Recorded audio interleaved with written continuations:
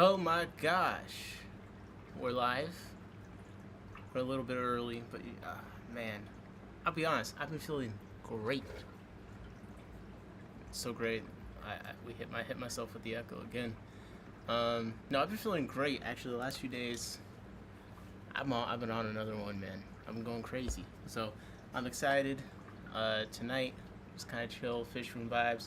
Gonna set up a 10-gallon. I haven't fully decided what I'm putting in it. I think probably the Aphysimian Australe definitely will go in there, and I'm sure some other stuff. Just the tank they're in right now, it's a good size, but there's too much stuff going on in it. It was kind of like a holding tank, so I need to like redistribute the fish. I got glasses because I might be further away from the screen than usual tonight, so I want to be able to see when people are talking shit in the chat from across the room. So yeah, and then let's see what else I got going on. Oh, someone mentioned like, can I send pics or videos of my tank like to be troubleshot? And so that's in the title. But like, really, the only reason that's in the title is because someone asked, and it's mostly I'm just gonna be setting up a tank and chilling out, really. So kind of the usual vibes. I should probably get a SD card because I like running the footage that I've been taking recently, but then at the same time saying with a couple of fish, how's it going? Let's see, stuff I need to grab. Let me grab some black background for this tank. I'm just gonna pretty much hop directly into it. Grab some stuff. Got my scissors.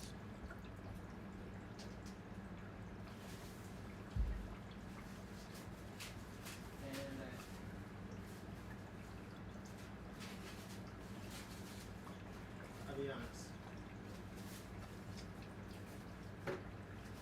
I don't know where my actual background is, but I need a black background or I will not be able to do this. So I just got this black stuff. I'm gonna tape it on the back of the tank for now. But yeah, I wanna get a pair. So I've had luck just passively breeding some kilifish in a 10-gallon. Actually made a ton of Gardner Eye Golds that way, but the trick was they were mostly all that was in there. That was part of the trick. And then, well, I'll be adding stuff and explaining why I'm adding it, so we'll see if I can come up with some reasoning. I'm really low on, I don't have any wood. That's the one thing I'm missing, but besides that, I think I have everything I need. So, I'm just gonna take this on the back. Bro, I just grabbed a big piece. I didn't realize I did such a terrible job. It looks like I just pulled this out of the dumpster or something. But it's fine. I just need it to make it darker on the back for now. It doesn't need to be perfect. How's everyone doing? Hope the fish room stuff's been doing good. I guess a breeding report for me would be kind of appropriate since I'm setting up a tank for some fish, but I have collected in the last few days 100 eggs of various kilifish. Now, one kilifish in particular is really doing the heavy lifting with that statement. And I didn't say how many good eggs I collected. Okay. I didn't say how many good eggs I collected. But I've collected a decent amount of eggs. The last few days. Some of the old Aphysimian Australe pair, I've been collecting maybe 10 eggs every day. The Procratopus I've been doing passively, but today I did an experiment. I collected 50 eggs from them. So pretty excited about that. And then Aphysimian Georgia, I collected 1 egg.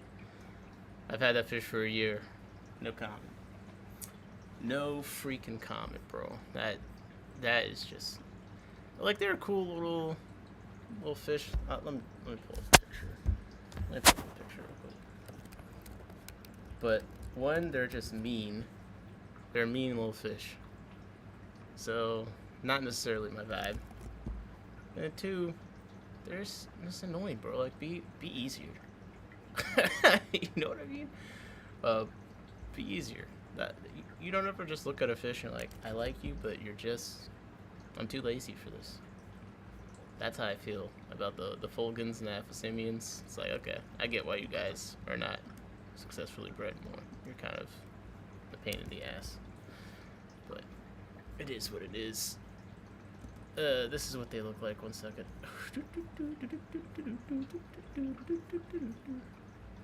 So yeah, pretty little kilifish. Very pretty and small, but not the nicest temperamentally, and not the easiest to breed. So a little bit of disadvantages there. I'm not gonna lie. In my tanks or NCAA basketball. Listen, man. Prize Picks. No, joking. I have to turn this into an ad. Okay. So, something interesting. Last time I set up a tank, I had no leaves. I got so many leaves right now. So actually, I kind of want to start with the leaves.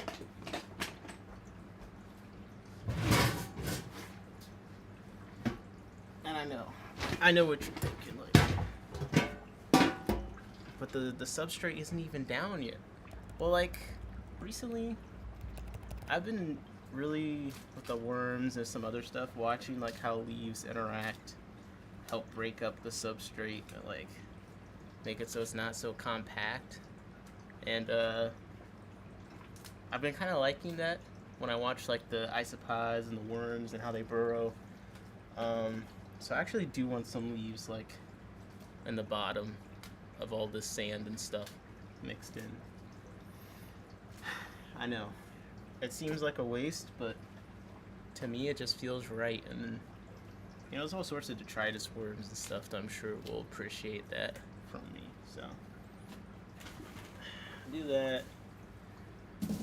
Start putting a little bit of sand in there.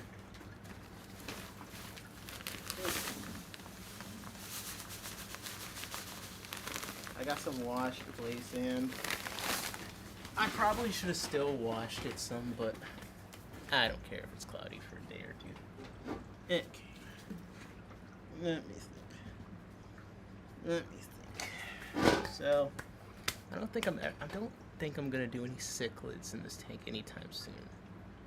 So I don't really need to think about caves.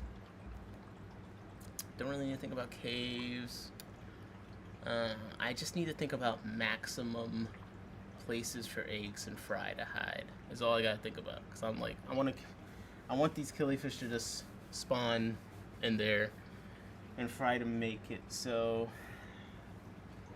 there's only one answer that I have for that. That is gonna be some rocks. Okay, we're getting a layer of rocks. This herb. I don't know if anyone watched me set up the 20 long, but rocks are basically all I care about. Okay. I bought 3 bags of rocks, I feel like, from Home Depot, and I've already used one of them, and I've only set up a couple 2.5s and 5 gallon, I think, since. But the thing is like everything interacts with the rocks. The fry interact with the rocks. Like they go into the little cracks between them. So that is something that I prioritize every time. And I just realized I didn't do my little phone camera. I need some fresh botanicals, bro. I needed fresh botanical that I just finally got. Let me get my video capture device.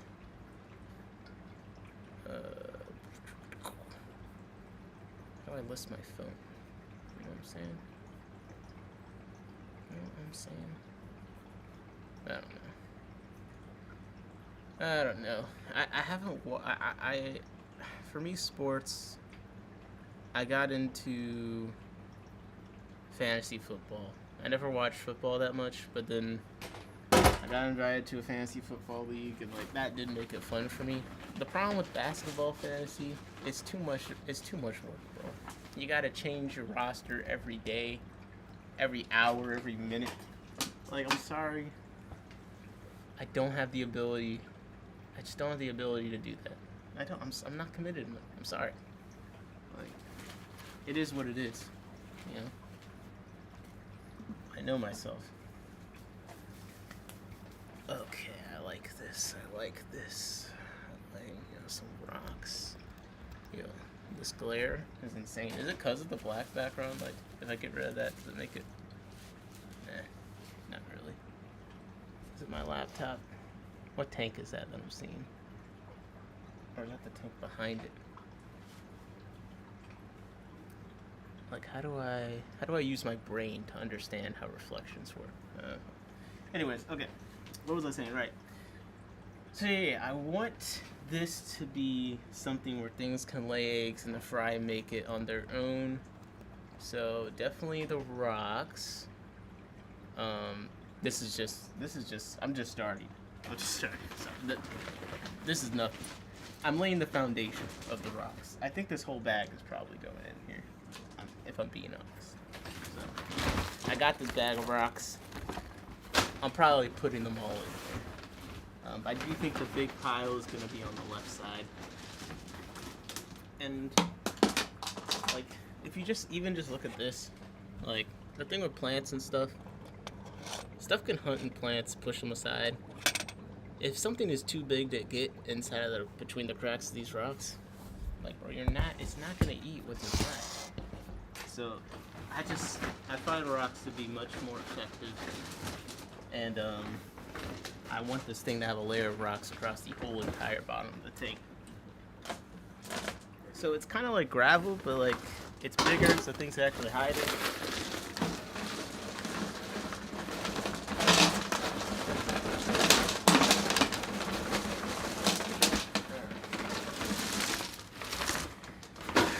This really is like a tutorial.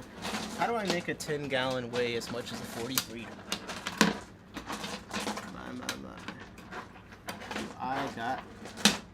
I got the tank for you. Alright. That's good.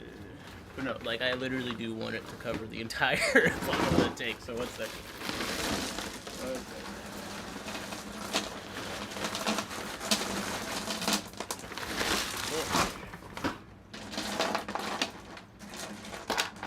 Okay. Now,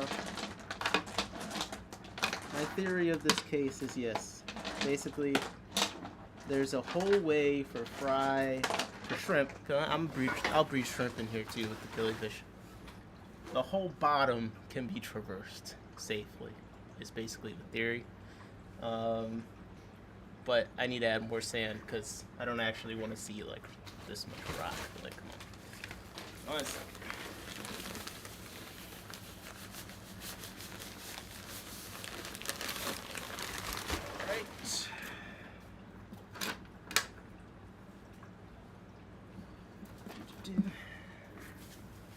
And at this point, I have to add water to even know what I'm doing. Because I need the sand to sink down.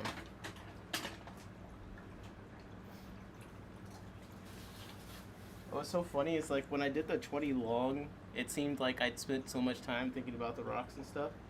But this is like a totally different approach. Like this is a totally different tank, totally different purpose. So, like legitimately, I don't need to take 30 minutes to set down a rock this time. I have a pretty good idea of what I want to do. It's really going to be the plants and stuff that are going to take me. But I guess breeding report. Okay, so I've been collecting a lot of kilifish eggs.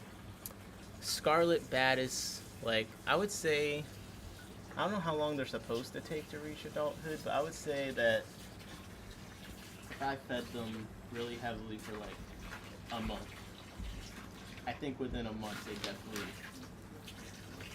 be pretty close. Because they look pretty big, I'm not gonna lie.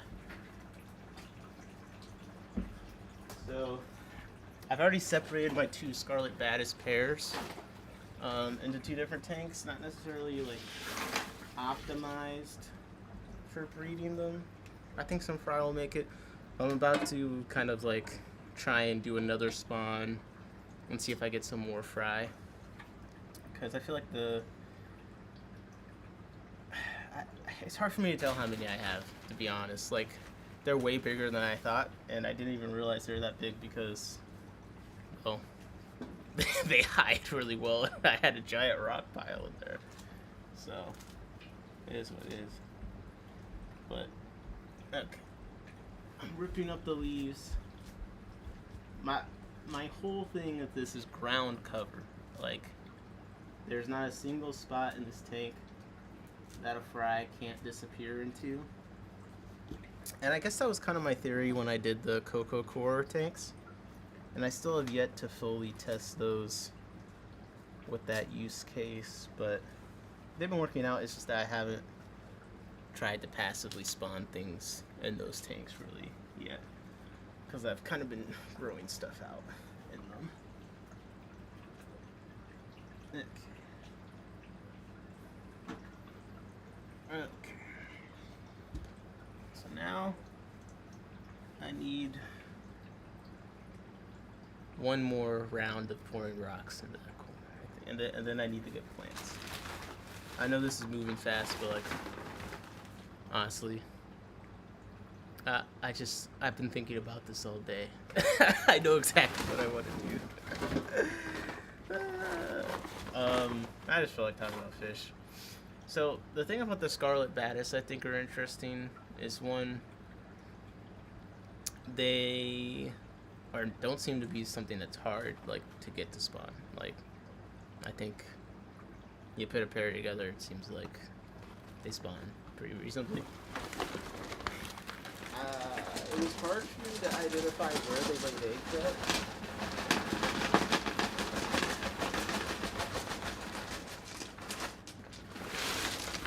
Like, the male did display some kind of behavior of like guarding an area, but I don't really see the fanning of the eggs.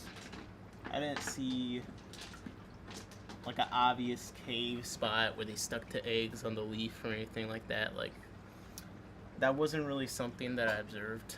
So I guess the hardest part with breeding the scarlet batis is just, how do you maximize the amount of eggs that make it? And it's kind of hard to do that if you can't find them. And I just don't enjoy breeding things in like empty glass boxes. So I just gotta compromise with myself and find a way that I could put a pair of scarlet batis somewhere where I will, no matter what, be able to see the eggs. Whoa! Whoa! What happened with my white worm culture, dog? Look at that! They like suddenly just went crazy. I got so many white worms now. What? It's like spaghetti. Oh, waiting for them to do that. I need to put some more substrate in there. Anyways, I'm over here to get plants for this. Get plants for this thing. I need some plants for this tank, so I'm looking at what my options are.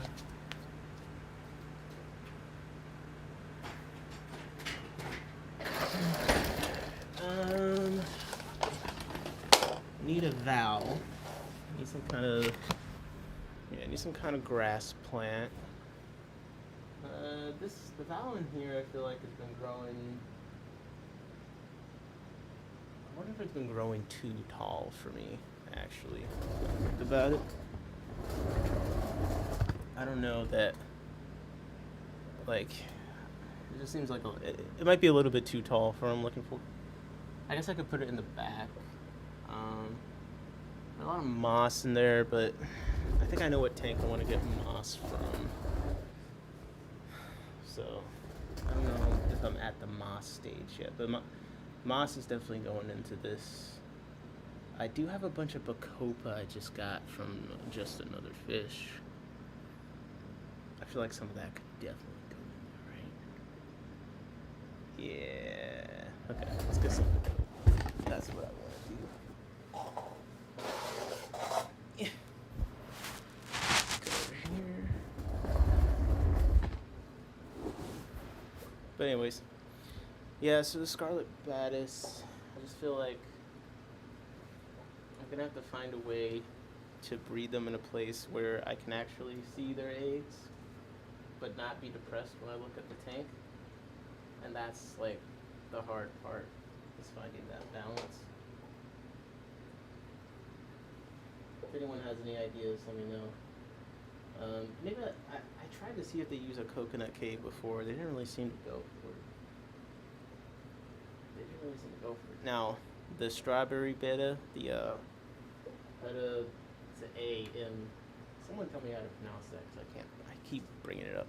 But the strawberry beta have been doing really well, so I looked in the tank today, and there was like, I think I counted 14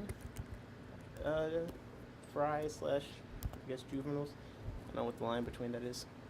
And it was fantastic. I'm not gonna lie. It was truly fantastic to see actually having like a bunch of wild beta fry, and I feel confident I'll be able to spawn them again, because I've spawned them twice now. I've gotten fry twice, but now there's enough of this, and it's my first beta that I've had. So it's like, okay, I got this wild type strawberry beta, very pretty fish. Let me put it on the. It's actually the thumbnail for this is one of the fry that I took a picture of. But it's beta marginata. Bro, I swear I'm illiterate. I swear. Every time I try and read something out loud, it's like a real dose of the humble pie. I'm not gonna lie.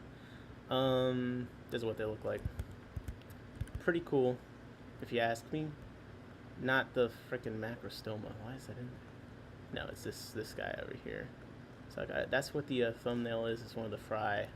I've managed to breed a good batch of them, and I just I had the male and female separated for a while, because actually with these beta, they're mouth brooding beta, and I kind of was like, man, am I gonna be able to tell, like, am I gonna be able to tell when the male is carrying eggs? It was really obvious. It was really obvious. So could definitely tell. It's just a pretty fish. Seems like you can keep them in community tanks. They don't seem to hate each other. I ever showed you my macrostoma? Bro, I didn't know you had macrostoma. I've only Googled the macrostoma, and I saw how much they cost, and I was like, well, I'm on my first beta. I'm not into them like that. I was gonna do beta rubra, but Grace is breeding those, so I'm hoping to do a fry swap one day.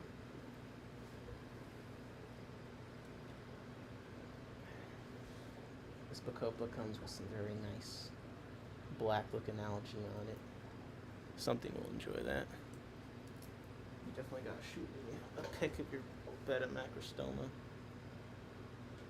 If you have one, send me an email so I can admire. I didn't realize Bacopa was like something people ate, but Bacopa is, people eat it, and I just happened across them, but they haven't bred for me. Do you have a pair of them, or how do you just happen across them? It looks like a pretty incredible fish, so I'm definitely jealous. I wish I could happen across a $250 beta.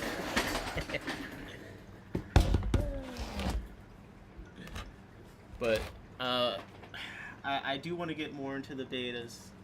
I feel like so far, well, it's been rewarding since, I had success relatively. I think the male was holding eggs in less than a week after I got them.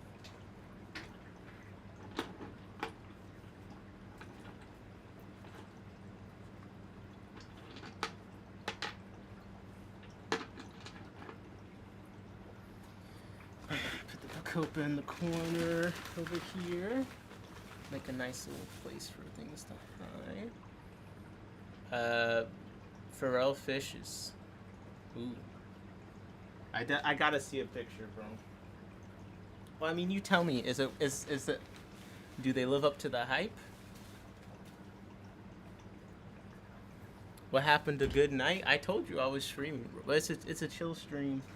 I don't really have a topic, so I think it'll mostly be me talking to myself. I don't really expect anyone to watch that. And right now I'm talking about breeding reports and finding plants to put in this tank. And this is one of the fish that was gonna go in there. That orange one. Well, actually, I have Australs from Aaron. I haven't decided. Well, I think I will mix them with the pair I got from the Fish and Friends at the swap. I just don't know when. I'm still getting eggs from the Australs that Aaron gave me, but I do want to mix up the genes just to see, since his were a little older. And it's an older line. I think I think it's his line mixed with Frank Cowherd's line. I don't know. But anyways, basically what I'm saying is, ooh, wait, this Scarlet Baddis juvenile is so big, I think you'll be able to see it even with the laptop webcam. You see? Let me make it bigger so you have a chance. But it's going to be right in front of this breeder box. They lurk by the breeder box. I don't know if you can see that. Right there. Yep. That is a Scarlet Baddis that is growing up very nicely. Whatever hangs out in the breeder box, they love to stalk it. I don't know, some kind of detritus one, but like I always see one or two. But I think I have at least 6. I don't know exactly how many Scarlet Baddis I'm raising up right now because I never see them all at the same time. There's just a huge, massive plants back there. Hey Scarlet, yes, hey Scarlet. I just got the Bacopa. Let's see, what else do I want to put in this tank? Are you working on any fun breeding projects, Steve? I'll tell you what my next focus is, besides obviously the straws. And I just realized I've been doing screenshots. I could literally just screen share my search. I'll be a lot more efficient. But who needs to make sense anyway? Problem is we have to target a window and I have 50 Google Chrome windows open. Like, what is wrong with me? It's gotta be a mental illness. Okay. There we go. Here we go. We got our classic patented incognito window open up, and we're just searching fishes. All right. Next thing I want to work on breeding. I talked about the rosy barbs. Doing the wild beta. I'm trying to focus on these guys. That Paphlades rolofi. This is one of those fish that, like, it really does look this good kind of a situation. Like, that's what the fish looks like. I don't know what to tell you, man. It seems too good to be true. So I got two pairs at least of them. Yeah, more straws. Those Decadi Morovia, longfin, white clouds, trying those rainbow shiners. Those cribs would make. Wait, what cribs? You mean more of the Drachenfelsai? Or you need more? I have some other cribs that are looking promising with the last weather recently. Any tips on breeder boxes? The inside the tank breeder boxes are kind of horrendous. The Fluval hang-on ones are good, but they're just so expensive. Like, it's kind of hard to justify. I want to call my straws a line. Well, I mean, you have a reputation for having the best of straws, man. So, what am I supposed to call it? And do you think I should mix it with the Czech Republic straws that have been making the rounds? I got a pair from Fish and Friends. It was $30. I don't think too bad. Small World also had them at that event. I think they sold out in pre-sales. It was $25, so it seems to be around market price. Definitely look pretty good. There's no brown spotting really on the male. On the female, she's been hiding a bit more. I haven't gotten the best look, but I've been wondering if there's any reason why I shouldn't put them together. just because I got mine from Small World. Nice. Now, the thing is with the kilifish, at first I was like, okay, I do want to mix up the genes, but then I had started doing a little reading, like, because there are some species of fish and other things that, like, they're so inbred in nature. I am totally ignorant, but, like, basically some things in breeding is not as much of a concern, long story short. But the Australs, they're not, like, an annual, so I don't know if it would be that extreme where they've had to adapt to that degree. Mine have greenish on the back. Green on the back? Okay, I'll get my camera later and take a picture of mine. We'll see. But Aaron, when I put the Australs in, and what task are you knocking out in the fish? Ooh, I should get in the Discord fisherman hangout just in case. But when I don't know if the Czech has any more gravitas than aquarium strain. Okay, but what does Aaron's strain have? Like, basically what I'm saying is there any reason not to mix them together? Like, they both seem to look good. Should I just put the pair of the Czech ones in with the ones you gave me? Let me know. I am getting some eggs. We'll see if any of them are good. I feel like it's still too soon to tell, and also I have such a bad habit of, like, I'll have it set up where I can watch the eggs, and I put in, like, moss, and I put in, like, a billion things. My strain has no gravitas at all. I would mix them. Okay. Well, you told me to do it, so I'll do it, and I'll just work on the color, I guess. The bad looking ones I'll give them to you for the Bologna sauce, or you can work. Oh, wait, but this is the male, actually, from the Czech Republic. Well, people were saying Czech Republic like it did at Gravitas, so I mean, it's one of those strains that's been around so long. I guess people don't care about location point for it anymore. It's kind of sad, but you know, I'm sure they haven't been collected in like 1,000 years or something ridiculous. So, anyways, wait, I was supposed to be getting plants from a Pipicopa in there. A Pipicopa. What else do I want? I need to fill the tank up with more water, honestly. So let me do that real quick. But no, I was saying I've picked over 100 kilifish eggs in the last few days. The Procatopus are doing the heavy lifting. It feels nice to say, but in reality, I'm not feeling optimistic. I think it's just because all these are longer incubation ones anyway. But like, since I haven't got any hatching, even though I haven't been collecting regularly for too long, it just kind of feels like I'm gonna be negative until it's positive, basically. You know, I'm gonna have to see roll-offy hatch bait. Like, until this fish hatches and I see some fry from, I'm not gonna like get excited that I'm picking, you know, some eggs every day. You know, that means nothing.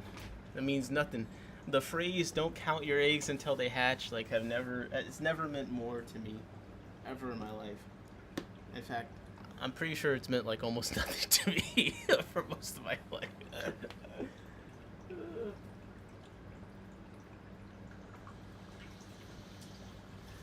But yeah, my goal is to have the Australs in here, and maybe I might put I was thinking about putting the Sturbis in here.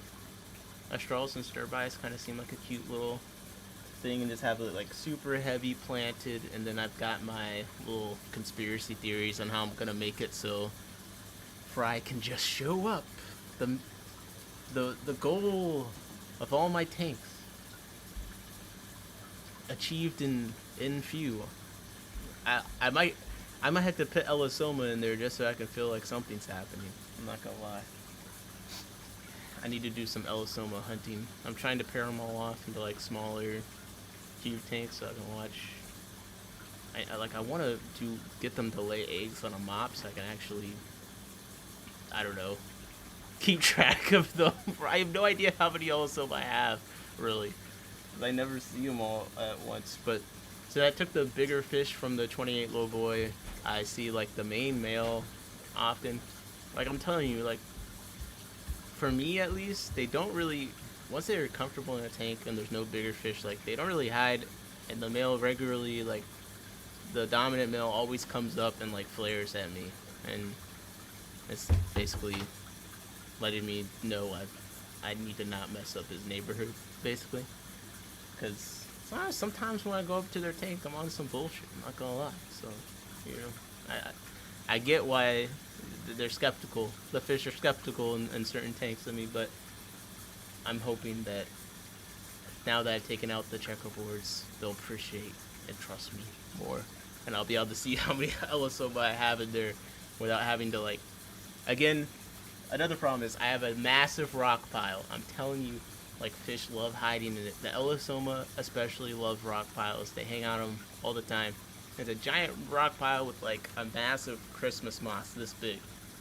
So I'm never gonna see anything as long as that setup is there and there's not 100 of them.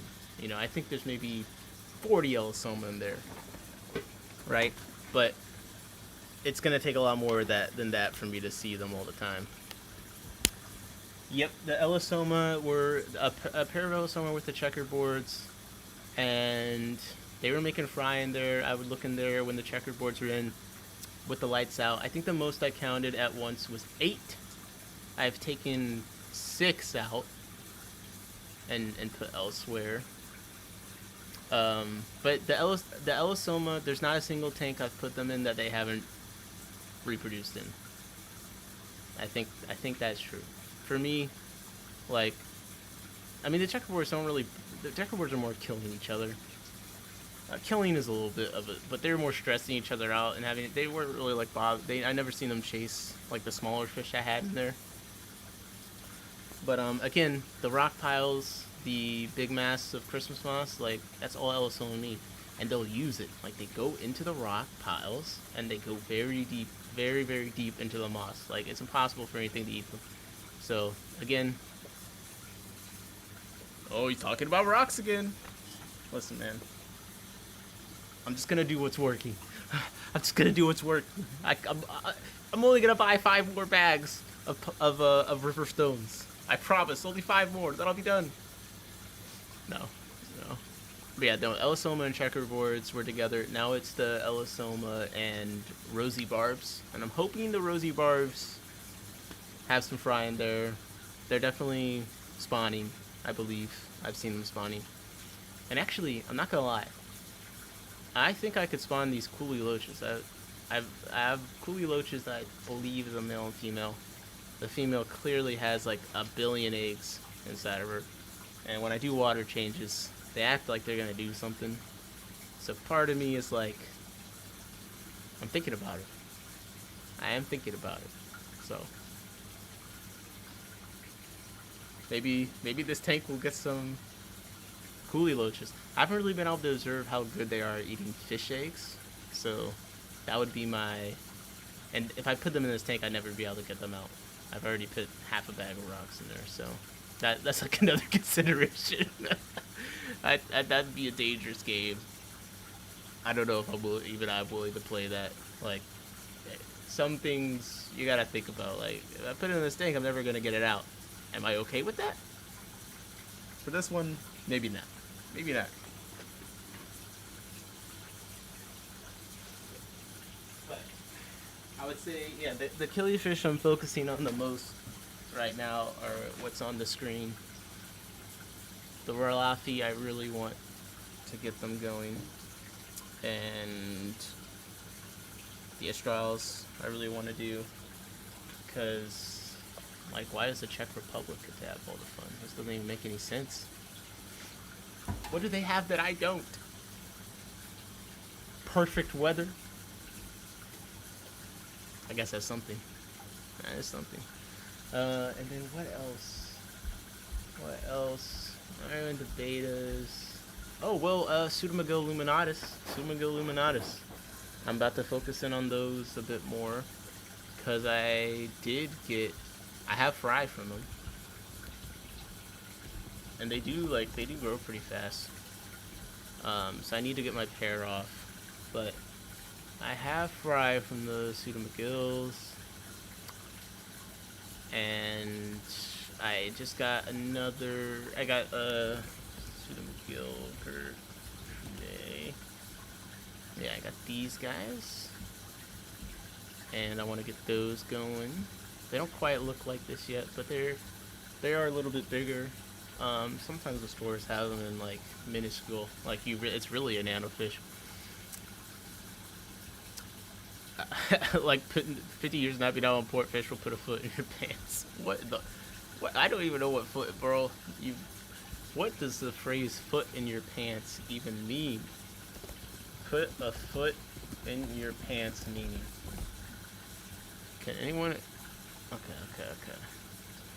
Bro, this person's overthinking it. For anyone not familiar, in Southern African American cultures, a highly regarded compliment to the shelf would be to be explained that he put his foot in the Oh, okay. Foot in the No, I understand this context. Foot in the pants is what I didn't understand. No, I definitely understand that. I've just never heard it. Well, I understand put your foot in something. I get that. It was the pants that threw me off.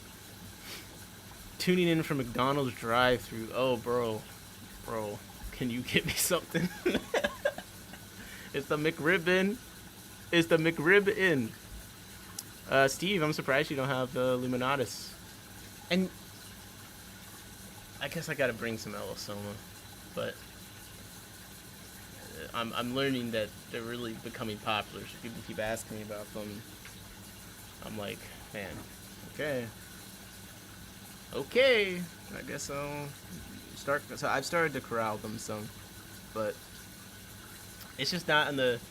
It's not. I got them a while ago, so like the hype is worn off on me a little bit. Not that I don't. I still love them. I have them, and I put them in a bunch of like to me they've almost become like shrimp. I got a tank that's heavily planted and stuff. I put some Elosoma in it. Like they've really become that for me. But trying to be PG. Check is good fish because they weren't able to get fish for years. They had no choice but to keep working with the fish they had. Aluminos at one. Yeah. So how I bred my pair so far, because I'm only really I'm not like some kind of expert. I just started doing it. But so this is the tank that I put the pair in, and you might see some blue-eyed fry, and of course there's shrimp and ice pies and all that kind of stuff. You can see the fries actually pretty decent size already. I see 3 at the front here. And basically, this isn't even like the most heavily mossed, whatever, blah, blah, but I put a pair in there. I took them out a few days later. Like, fries showed up. I didn't have time to do the whole egg mop picking thing. I don't think I'd ever do that for them. So my plan is I'm going to throw a bunch more plants. Actually, there's a ton of plants floating at the top of that I just been too lazy to plant in that tank. So I'm going to densen up the plants and stuff, and then I'm going to do another round of the Elosoma. Yeah, those kilifish are killing me. So this is one of the Aphysemian Hera I treated with General Cure. It's like, I don't know, yeah, you can actually see that. It's super skinny. It's starting to, it's like, seems like it's kind of getting worse over time. I've had it for a while. So, and the tank like hasn't really had new people added to it or anything. This isn't the tank it was in before, but so maybe I'll do another round of General Cure. But I don't know. I was gonna say like sometimes killifish. Do you guys notice they kind of get like reddish, pinkish bellies? I don't know if that's like a thing, or it shows like irritation, or just food. I mean, I fed baby Brian today, so I know what that was, but yeah, just kind of I just like, again, you would assume parasites, but like I don't know why it would have parasites, but I treated with General Cure a few days ago.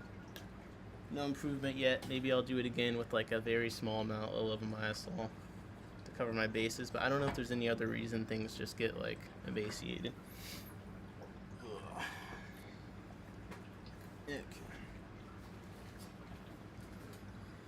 Okay. Want some nuts? I mean bugs? Bro, what the heck? How did I miss that? No, I want some fries maybe a hot fudge chocolate sundae, and then like whatever burger has the most bacon in it, and no tomato. That'll be my order. That's probably like a $50 order now. Or I need to get some plants. I need to get some plants. All this water settles. I gotta do something for them. But yeah. So the Illuminatus and the Gertrude, I want to hone in on. The rice fish, I've kind of just not had time to pick their. I've been doing the kilifish. It's hard to do the rice fish and the kilifish at the same time.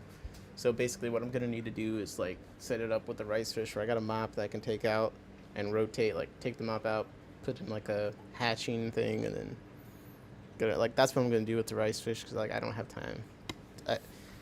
I only care about that kilifish enough to prioritize picking their eggs over everything else. The rice fish, like, you're gonna get the mop rotation treatment, because I just look at them. And also, I'm trying to work with like I'm trying to do the amber glitter, make them long fin with more lame. I'm trying to do the, the king orange red whatever BS, make them long fin with more lame. And then now I have this like gray silvery one that is kind of cool that I'm also trying to make. Anyways, the point is like you're working with all these different. I can't be picking eggs and putting them into containers and trying to read my handwriting and what the label. Like I just can't do that. So like yeah, I have to think of a simpler way with them. And I think what I've settled on is I'm just gonna have a rotating mop that I take out after a few days, put in a tank for it to hatch, and then put a new mop in while that's going down. And we're just gonna keep it like that.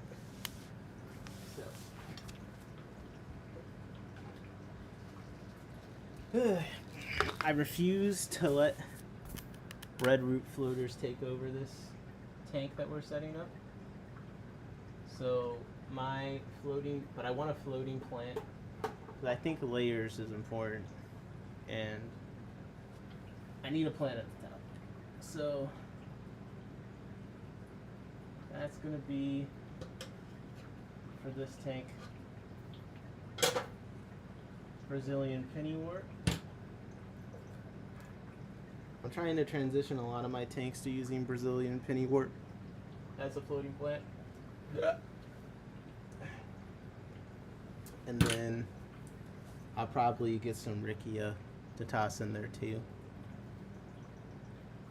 Because one thing I've noticed is like, and I noticed this when I was doing the grids, because we had the spawning grid, when you had the plastic canvas, I was trying to make mops.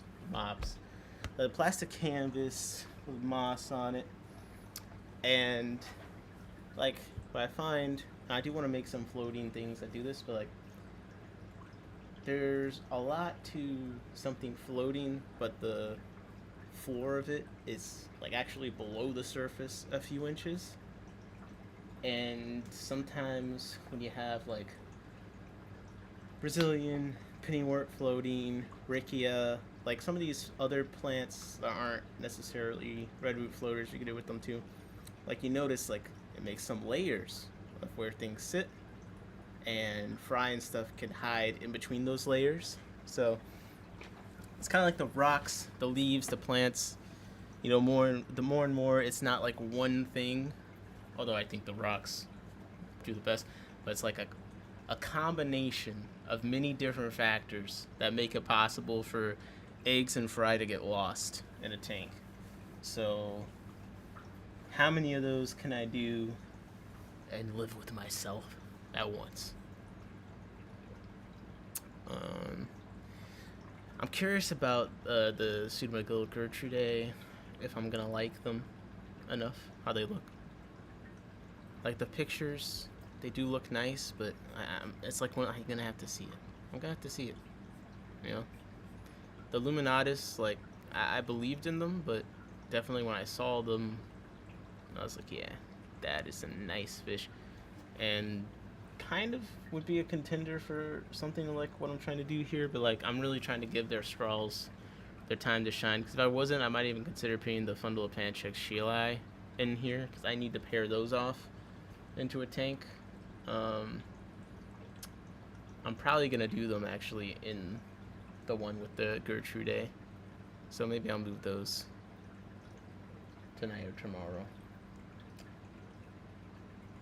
But man, I'm excited because tomorrow is when the baby brine are like gonna be fully hatching. Like I got enough in the umbrella stage today where I could feed all the tanks. Because I at first I was like, man, did all the brine shrimp die? Like, did I in this hatch? But I was like, they're actually not even supposed to be hatched. Like, look closer. You know, like the brine shrimp, like they do have that part where they're like still hanging on to the egg. But there is like a part right after that where like they're off from the egg, but they still haven't like kind of burst through that yolk. They're still not moving. So I've actually been feeding them at that point because, you know, the whole thing is the sooner you feed them after they hatch and like they haven't used the yolk, it's like the more stuff, more amino acids are left. I'm like, well, what could be a better time than when they're disconnected from the egg and haven't even moved an inch to use any of that. So that's what I've been doing with my brine shrimp, you know. They say that I'm crazy. They say I'm crazy, and I can't disagree. I can't. All right. What was I doing? I want to get some Ricky. That's what I want to do. I want to get some Ricky.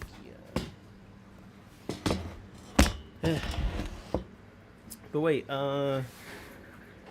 Steve, I want to see your macrostoma though. Like actually, and I don't think, like, you still have the pair, and they're just not breeding. Like I'm curious what you think is making. Do they just need more time? Like, I'm kind of curious. I also know nothing about beta macrostoma, so I'm kind of also just wanting to learn more about this very crazy looking betta fish. Actually, I need to Google it. Beta macrostoma. Beta macrostoma, because it's like the one that always comes up, but then I never see anyone actually with it. I mean, it is a cool looking fish. It does look kind of mean. It does look a little bit mean. Like, I don't know if, like, I feel like I'd be intimidated to walk up to this fish and start a conversation, you know? Like, that's kind of how I gauge how mean a fish looks. Like, would I walk up to it and start a conversation? Now, with this, maybe, with this photo. This, I'm like, I don't know. Looking a little grumpy, just a little bit. So if you have any information about their temperament, that would be good. Because, I'm not gonna lie, I'm a little scared.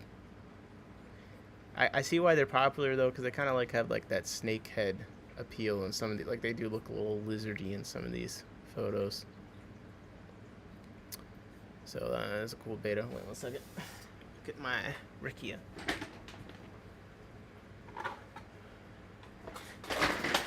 Fluations. And I guess I should, I've been propagating that floating bamboo, whatever the heck that floater's called. I feel like I got a lot of it.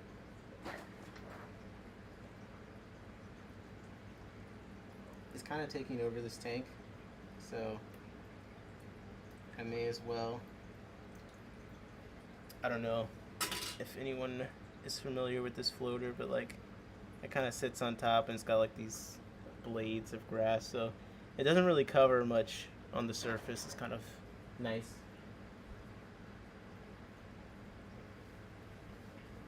If you want to see my messy water here with fresh sand, but yeah, the floater is kind of interesting. A little grass thing. It does like send little shoots up sometimes, so I guess that's why they call it floating bamboo. Again, I actually don't really know that much about that one. I just kind of have it.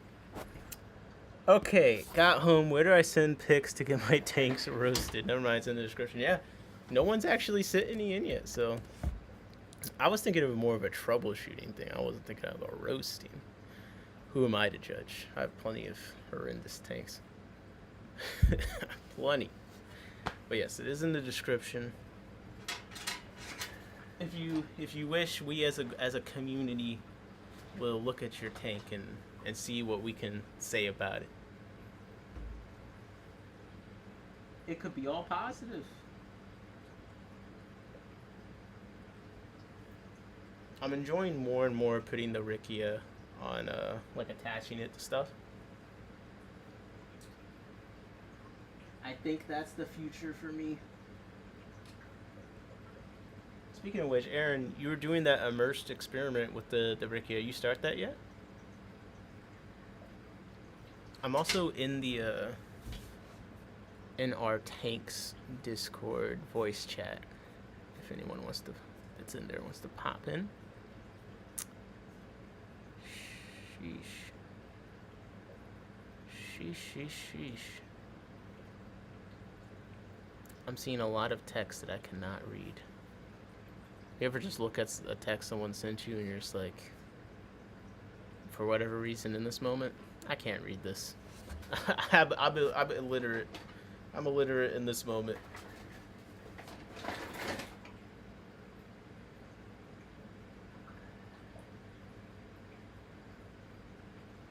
I'm trying to resist the temptation to put the Hygrophila Sunset. It's starting to become kind of a crutch. A little bit. I've just been putting it in everything because it's so easy. Some Rickia there. I get some longer freaking tweezers to actually get a big piece of it.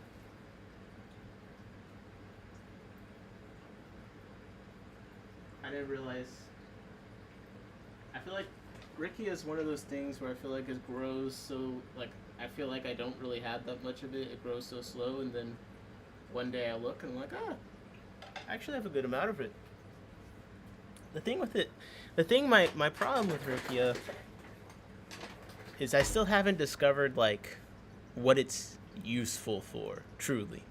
I mean, it's great for stuffing in rocks on the bottom it'll grow out of, so I guess cover and stuff, but, like, I haven't really seen anything like eggs in it, you know? I haven't really seen too many things go into it besides shrimp and isopods, which is fine. That's plenty useful, and that's mostly what I use. Hey, UEO, what's up? How's it going? Let me freaking... But yeah, that's the thing is, like, I just haven't figured out what it's useful for yet. I do think that, obviously, you know, you can make some pretty cool stuff like this. But just in my experience so far, not too many things like lay eggs in it, which I'm surprised by. But I may just not have gotten like the right fish yet. You know, like, I'm doing good. How are you? I'm setting up a 10-gallon tonight for some straws. After sending a straw, or is it a straw? Is it a straw lay? I have no idea. And we're just kind of like hanging out. But technically, because someone asked last time if I would look at their tank or whatever, so I did put in the description, like, you can email me, and we'll, as a community, look at whatever tank you want us to look at. And if you're like wanting opinion, or, you know, this is not like a roast thing. It's just like send us whatever. We'll take a look. Yes, 10 gallons. So the water's pretty cloudy right now. But basically, it's got a ton of rocks in it. That's as far as I've got. I might have to do like a water change to actually be able to see anything during the stream. I did start the Rickia. We'll see how it goes. Fantastic. Love setting up a new tank. Me too. The only way that you get to having a bunch of tanks is if you like setting up a tank. If I didn't enjoy it, I wouldn't have however many I have. I refused to count. I don't want to. I feel like once I broke 20, I was like, from now on, I don't want to know how many tanks I own. Every time someone tries to count and tell me, I'm like, shut up, bro. I don't want to know. I'm not interested. I don't want to know how many gallons I'm sleeping next to. I don't want to know. Wow. I just started thinking of it, and yeah. Nope, I'm not. Next topic. But yeah, Rickia affiliations. Aaron is trying to do some immersed growth with it. I think that's going to be pretty cool. I want to do some immersed growth with Christmas moss, because John has had so much cool stuff with growing moss inside his terrariums. And the Christmas moss, I do feel like uh, it grows out of the water pretty regularly for me. Like the tips will start coming out, so I think it would be cool to do like a crab tank that's part water, part land, and then just have the edges be like 100% Christmas moss growing as like a grass. That would be kind of cool. Rickia foliations. It's a. Is it a fern? I don't know. Well, let's find out. Let's find out. That's the beautiful thing about this world of Google. Alright, Rickia fluations. It actually is floating, but you can see people aquascape with it. You can stick it in stuff. Crystal wart. The floating crystal wart. Popular. Yes, grows at the surface. It will form dense green mats. Any single branch or antler bud can reproduce into a colony if the plant is properly kept. It floats, but can also be attached underwater to objects such as logs and rocks. All right. It's not generally compatible with duckweeds as they cover the surface quickly, crowding the rickia out. Hair algae attacks it. The species. Okay, what am I even doing, bro? He just asked me what kind of plant it was. The genus Rickia, the family. What kind of plant? Something that isn't in Latin so I can understand it. Okay. Aquatic floating plant of the liverwort genus. Okay, what are some other popular liverwort aquarium plants? Let's see.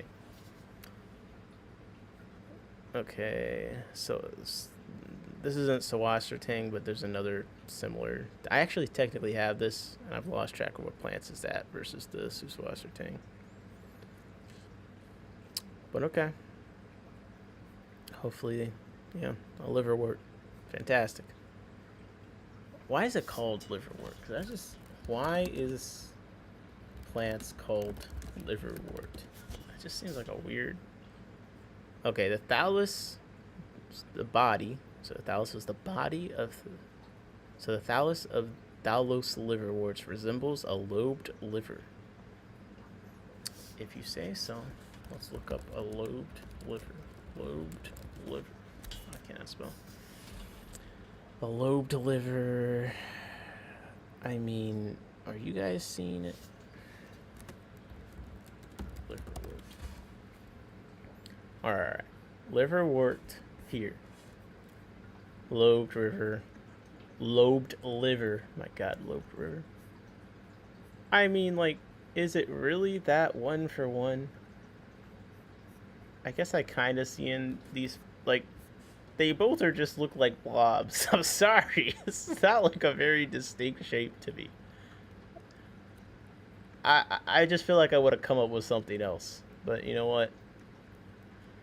Who am I to say? Who am I to say? Okay, sent you quick pics. Email starts. I don't see it. Yeah, I don't see it either.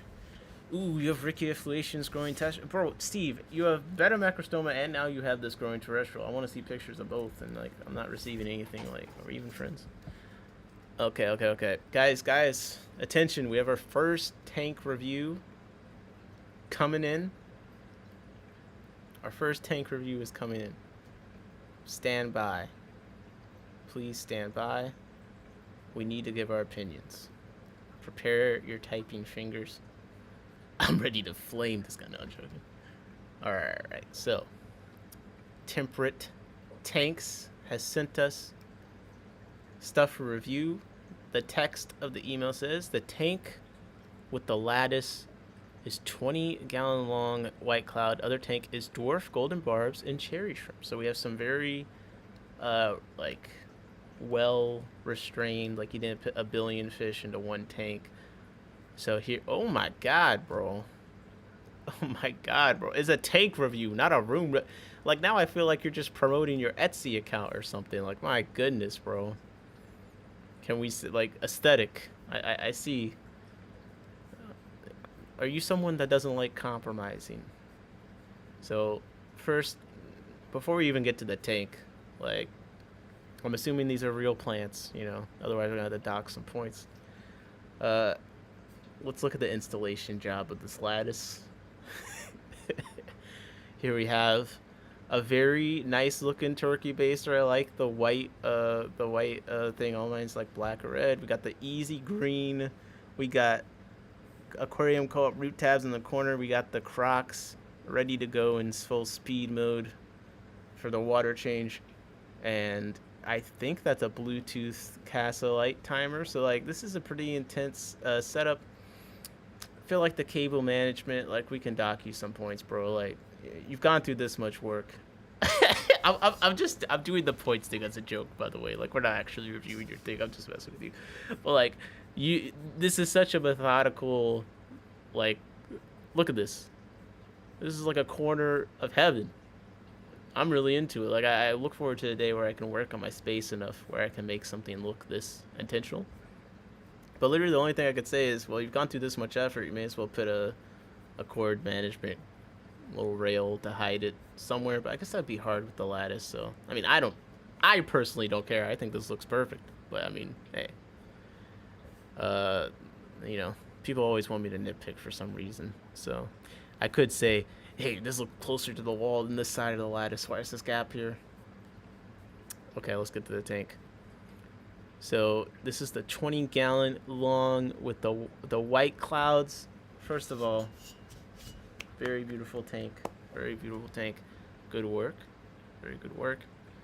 Just, you know, first impressions. I don't think I could probably make a tank that looks this nice. I don't know. I just the placement of the rocks is really nice. For me, I like things pointing to the right. It's like you know, you read left to right. So to me, I want my eyes to like naturally flow. And, you know, the rock on the bottom left corner is like lower, going up to the high point, but then it has a curve down to the corner again, which is I love that. So I think it's very easy to look at. You went very methodical in the stocking. Like it would be so hard for me not to throw in a cichlid pair or anything in here, but just it just being the white clouds really makes it look a lot more refined. So I think this is excellent. I don't know enough about plants to identify anything here. I feel like this is a straggly thing. I feel like I've seen that recently. That's a hygrophila, maybe. I have no idea. Plants I'm not great at. I see some puces, some crypts. Everything looks nice. So this tank, it looks pretty great to me. I think this light stand thing looks crazy. And I didn't even notice the tweezers because you have the stealth black tweezers up there. So like the aesthetic is like the tweezers match the lamp and the brackets up here. That's when you know that you've committed 100% to the theme. And if we really want to get detailed, like even just the color of the wood, you've overkilled this stand to hell. I mean, look at this, 5 bolts, bro, and a perfect little. Did you use like a ruler or something? All these are like lined up, except for right here. You kind of you freaked out right here. I don't know what's going on with these extra screws, man. I guess you could do the filler stuff over top of the pit. No, I'm just messing with you. Donoi. That's what. Looking good. 9 out of 10. All right, you said 9 out of 10. Hey, I got it right. It was Hellfuri. Sorry, it was Hellfuri. I said Hygrophila. In my head, I thought Hellfuri after that, so I was wrong about what kind of plant it was. But Hellfuri was in my head. You're just going to take my word for it. Yeah, that's a pretty cool looking plant. I like that. How long has it been there? Does it grow more than that and you just trim a lot? Or is this kind of a newer setup? The rocks are pretty well algaed, so I feel like the rocks have at least been there for a bit. And then you got the layers of sediment. So this tank has to have been set up at least for... Bro, I'm no scientist. What am I saying? 6+ months. A year, at least, right? I have really hard water. It's one of the only small plants that grows very small. A very slow grower. Okay. Yeah. I don't even know what I would do, like, personally to this tank I think it looks good. I mean, there's plenty of room for plants to grow out. I think the hardscape is all perfect. So, I mean, yeah, looks great. You could add more leaves. You know what I mean? I love leaves. It could look kind of cool if there's some leaves in between where the plants were here. But I mean, it's a fantastic tank. Now there's other photos. I spent too long talking about literally everything that wasn't the tank. But I just felt like it was relevant since the corner itself here is so nice. But here's the other one. And boom. This is just like a close-up shot of the tank. So probably we could have actually identified some plants. It looks like you got ram's horns in there, but they're very small. So did you intentionally put the mini ram's horns in here? Or did you just luck out and you have the mini ram's horns? Almost a year. Hey, see, maybe I am a scientist. Hold up, hold up. Hey, I may have gotten that. Just got them. Okay, so did you intentionally get the mini ram's horns? Because I've been looking at those.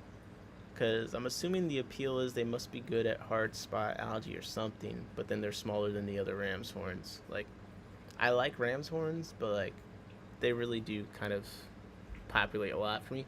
And like, look, these guys even like, look, they're turned to the side. They make themselves smaller. Like, they don't stick out in the way. Like, they just seem kind of cool. Where'd you buy them from if you did? They done eat algae. A couple of fish, they show up in every tank. They don't do much. I really like the tank, temperate tanks. Yo, you need 9 out of 10, but he might go higher. I have a bunch of freshwater limpets in some tanks, and they're supposed to be good. I'm gonna do some tests for the hard spot algae, but I don't know how like well they reproduce and stuff in general. But they've been sticking around, so it's kind of a similar appeal to these guys. So they show up, they don't do much in your tanks, but Temper says they're eating algae. So I mean, I think it sounds like a couple of fish or algae. You might need to put some salt on it, some seasoning. Like maybe this just doesn't taste good. All right, and this is the golden barbs and shrimp tank, and this was I don't see the size. I'm gonna guess it's a 10 gallon. I'm gonna guess. Now hold up, this doesn't look like a barb. We've been lied to. Look, there's a hill stream. There's a hill stream. There's also we're gonna have to go see what we can find in here, so we got the sideways ram's horns. I do like how they look though, because they look very natural in a way that the normal ram's horns don't, even though they're like, yes, they're snail natural or whatever. Like these guys look so nondescript. Like I could see them in the river. Got some nice stuff attached to the wood up here. This is something I've been liking in other people's tanks, is when you put like the grassy stuff actually up high. So I do really like that. Now, what is up with this thing, bro? Like, did you tie it to the, like, is it just how is it sitting there? Is there something I'm not seeing? It's got so many roots, man.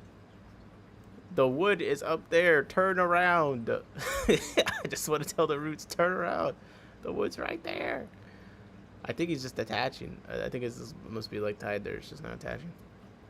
They don't eat algae. 10 gallon. Rhizome be like, yeah, bro. Like, what's going on here? This tank seems significantly newer. Because, like, where's the mold buildup, bro? Gravel vacuum, the rocks don't have algae on them. It looks like you're attaching stuff. Ah, I think there's some fish. Is that the fish wire? Did we find it? We got some underwater spiders. The barbs are very cute. I like these guys. They look very mischievous. And then we got some nice moss. Whew, it kind of looks like I have some blue panda guppies, and I feel like that kind of reminds me of them. I love the hill streams, man. I love them. So it gets points for me for that. Okay, let me zoom out. What do you guys think of this tank? This is a 10 gallon. I feel like your plant, like you have some really nice plant selection. Everything looks good. It feels like this tank isn't as baked in. I do want to know, are you going and collecting the stones? Because you have some really cool stones. Like the other tank had some nice stones, and even this flat, like I love this big flat stone. I need that in my life. But yeah, I feel like this one is still, very nice tank. I have nothing bad to say about it, and I don't even think I'm qualified to critique other people's tanks. But you sent it to us, so I gotta say something. But you guys say what you think in the chat. I think it looks nice, but it clearly like isn't in its as much of a final form as that other tank. Like it feels like you're still working on getting this thing to your ultimate vision. So I'm curious what you see this tank kind of being in 4 months. What do you think will be different? I collected the stone, and this tank is 2 months. Yeah, okay. No, this is good. 2-month tank. I think that's something that like a lot of people, even people that are like been in the hobby, don't realize. Is like tanks are such a long term. Like you set it up, that's not what it's gonna look like in a month, and then what it looks like in a month, it's not what it's gonna like. You're working on it long term until it gets to that, Well, if we go back to the other one, he said this is a year old.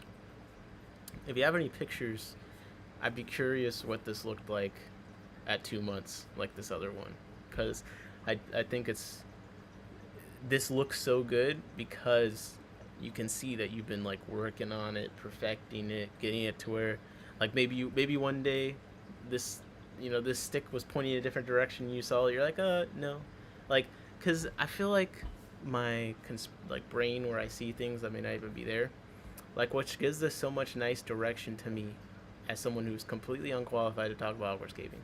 Because again, I really like when things point to the right. So like, but you want it to be gradual. So like at the very ground level, this rock is starting, the small rock, and it's like a clean transition to the bigger rock, up to the top point, the highest point's right here, almost in like the rule of thirds kind of thing, which I know from photography. It's kind of in that top right corner, not in the middle. And then it comes back down, but it's not coming back down like to this corner. It's like a little bit back. But in the meantime, you have all this nice contrast with the wood, and it's almost acting like negative space in a way because it's so much darker than this. But then when you actually notice it, it's complementing the shape. It's filling in that empty space that would be there so nicely. So I just feel like it's a really well thought out tank, and I can see that. I appreciate it. Whew.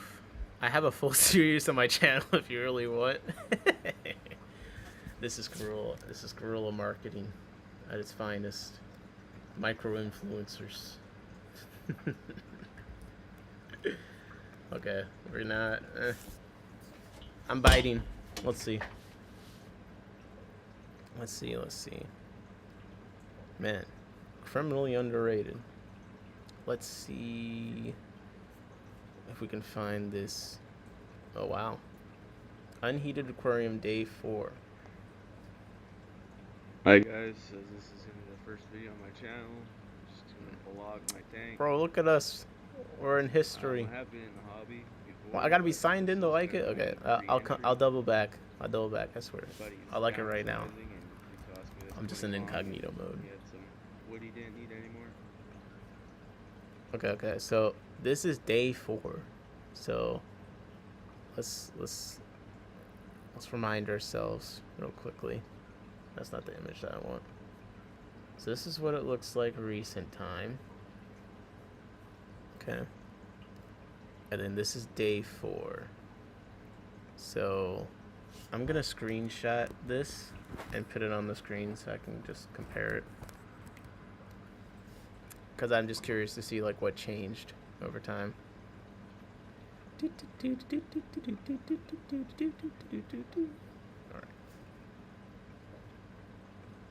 Okay. That works for me. Fine. Okay. And then I'm going over here.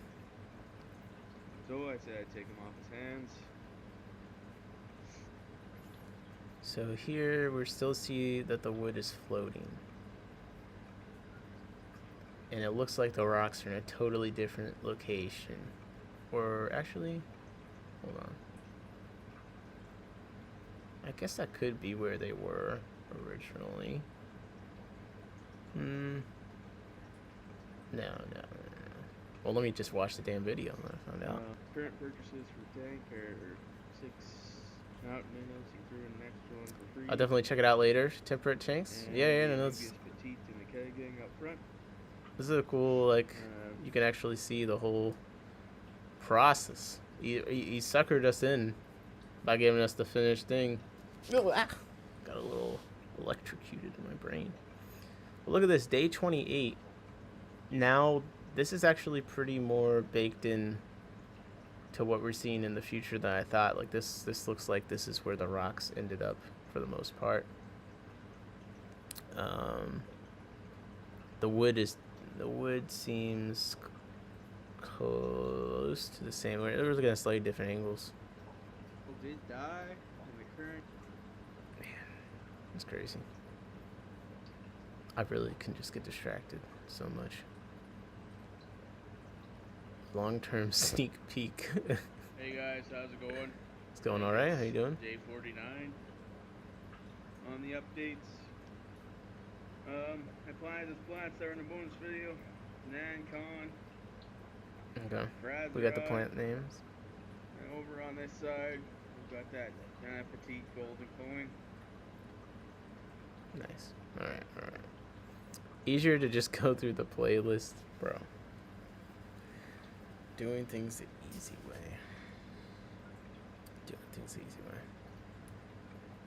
Oh, goodness. No, very nice tanks. Very nice tanks. I just want to... I'm not going to get as far on this as I thought. Actually, I'm getting hit pretty hard with fatigue right now. I'm not going to lie. I really wanted to live stream because I just haven't chatted with people. I really wanted to set up this 10-gallon. It's okay. I need to get a few more plants. I can get a few more plants, but I'm definitely fading. I didn't realize it was 12. Don't got too many orders to send out tomorrow, but I got some. If I'm already tired, I got other work to do. Like I'm off to bed start.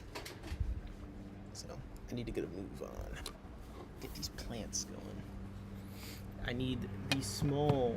You can do it? Okay. I'm trying.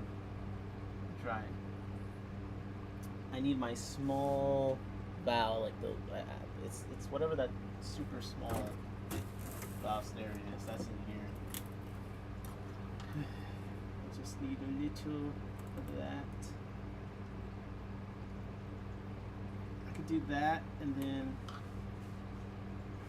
I think I got some Tanganyika valve still. I think that's what's in my 40 breeder, actually. So, let's see that. The algae in this tank is like, what is going on? Oh, you know what? So this is what happens when you put pea puffers. I put a pair of pea puffers. I was trying to spawn this tank. You put pea puffers in a tank that has snails in it. Okay, you want to see what happens? Algae. Why? Well, the pea puffers just go and annihilate all the snails. They don't actually eat them all the way. So you just got like all this excess nutrients, and I guess I didn't notice right away. And yesterday, I took a look in there, and I was like, "Yo, what the hell?" So I'm gonna have to probably physically remove all that, feed it to my isopods. I feed the land isopods algae, actually, a decent amount. They seem to like it a lot. So I usually just take it out. Just think of chubby goldfish. That's my motivation when I do my takes. I'll be honest, bro. I don't like goldfish. I don't know what fish is gonna do it for me. Oh, check it out. So this is one of the cribs. I guess I'll make myself a little bit bigger. I think that she might be on eggs. Pelvica chromis scribensis. And of course she dived into that cave, but she's been in that cave. The male's over there. And you see her. She was like, kind of like, I don't want to say, she's like deformed. Like, she was like the hideous one in the tank that everyone was beating up. And I literally felt, I'm not even this kind of person. I guess I am. But I felt so bad for her. Like, I bought her. She looks a lot better. She still has that great, color that crevenses have.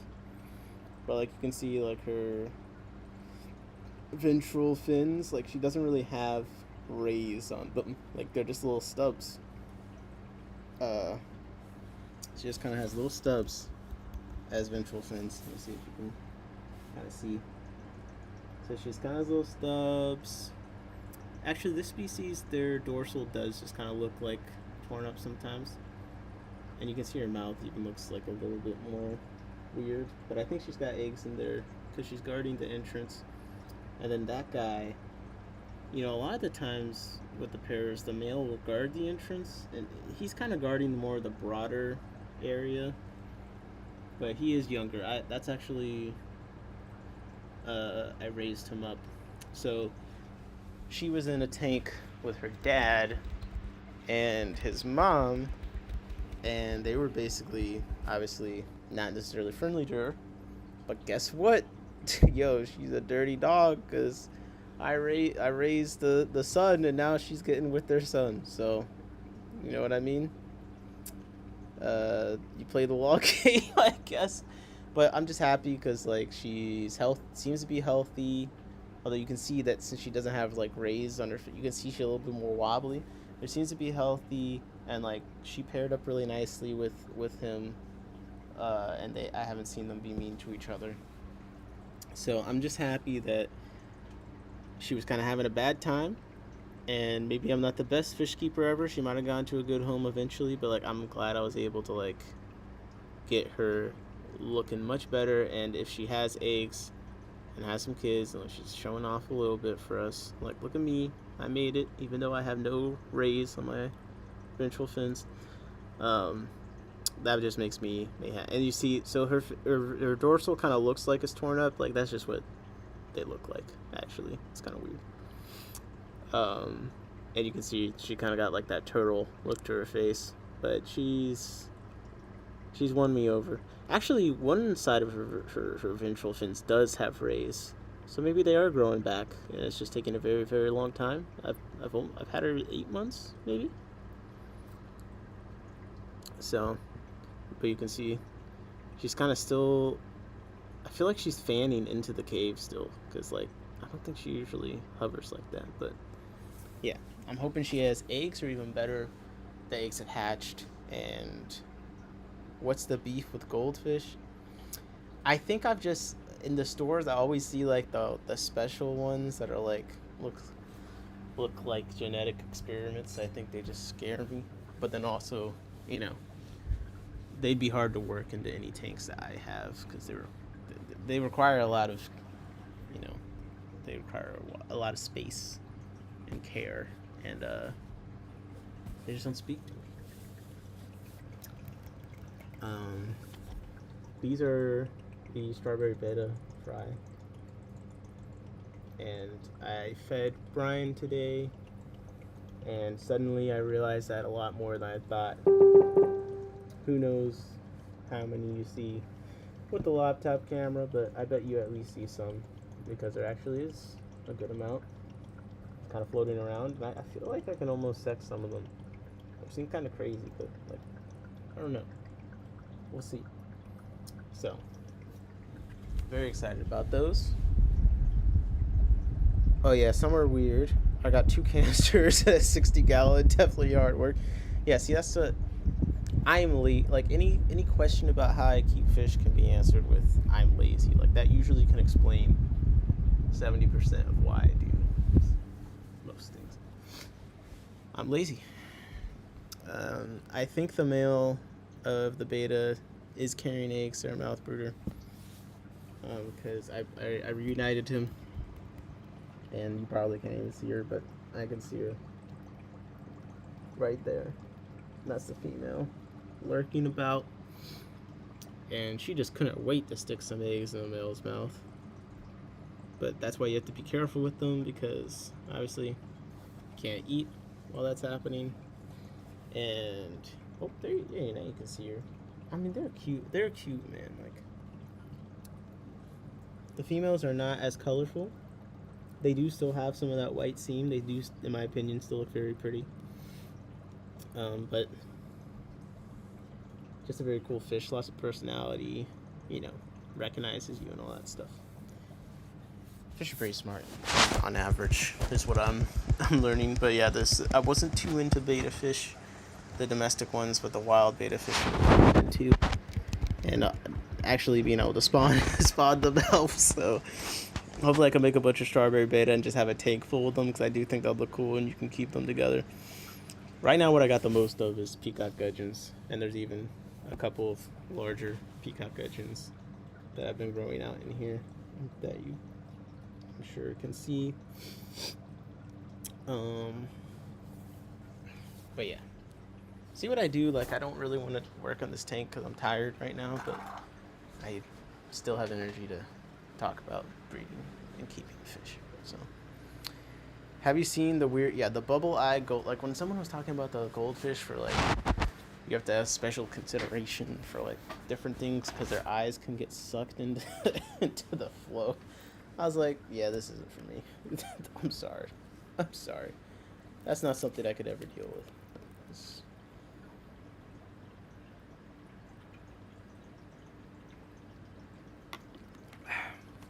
Oh.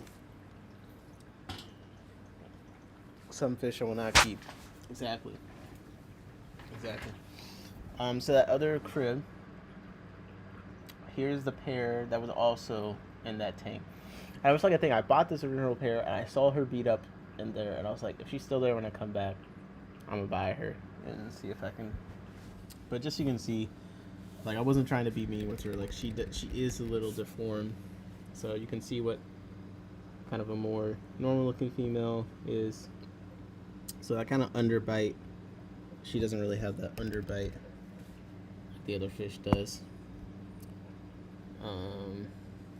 Here's the male.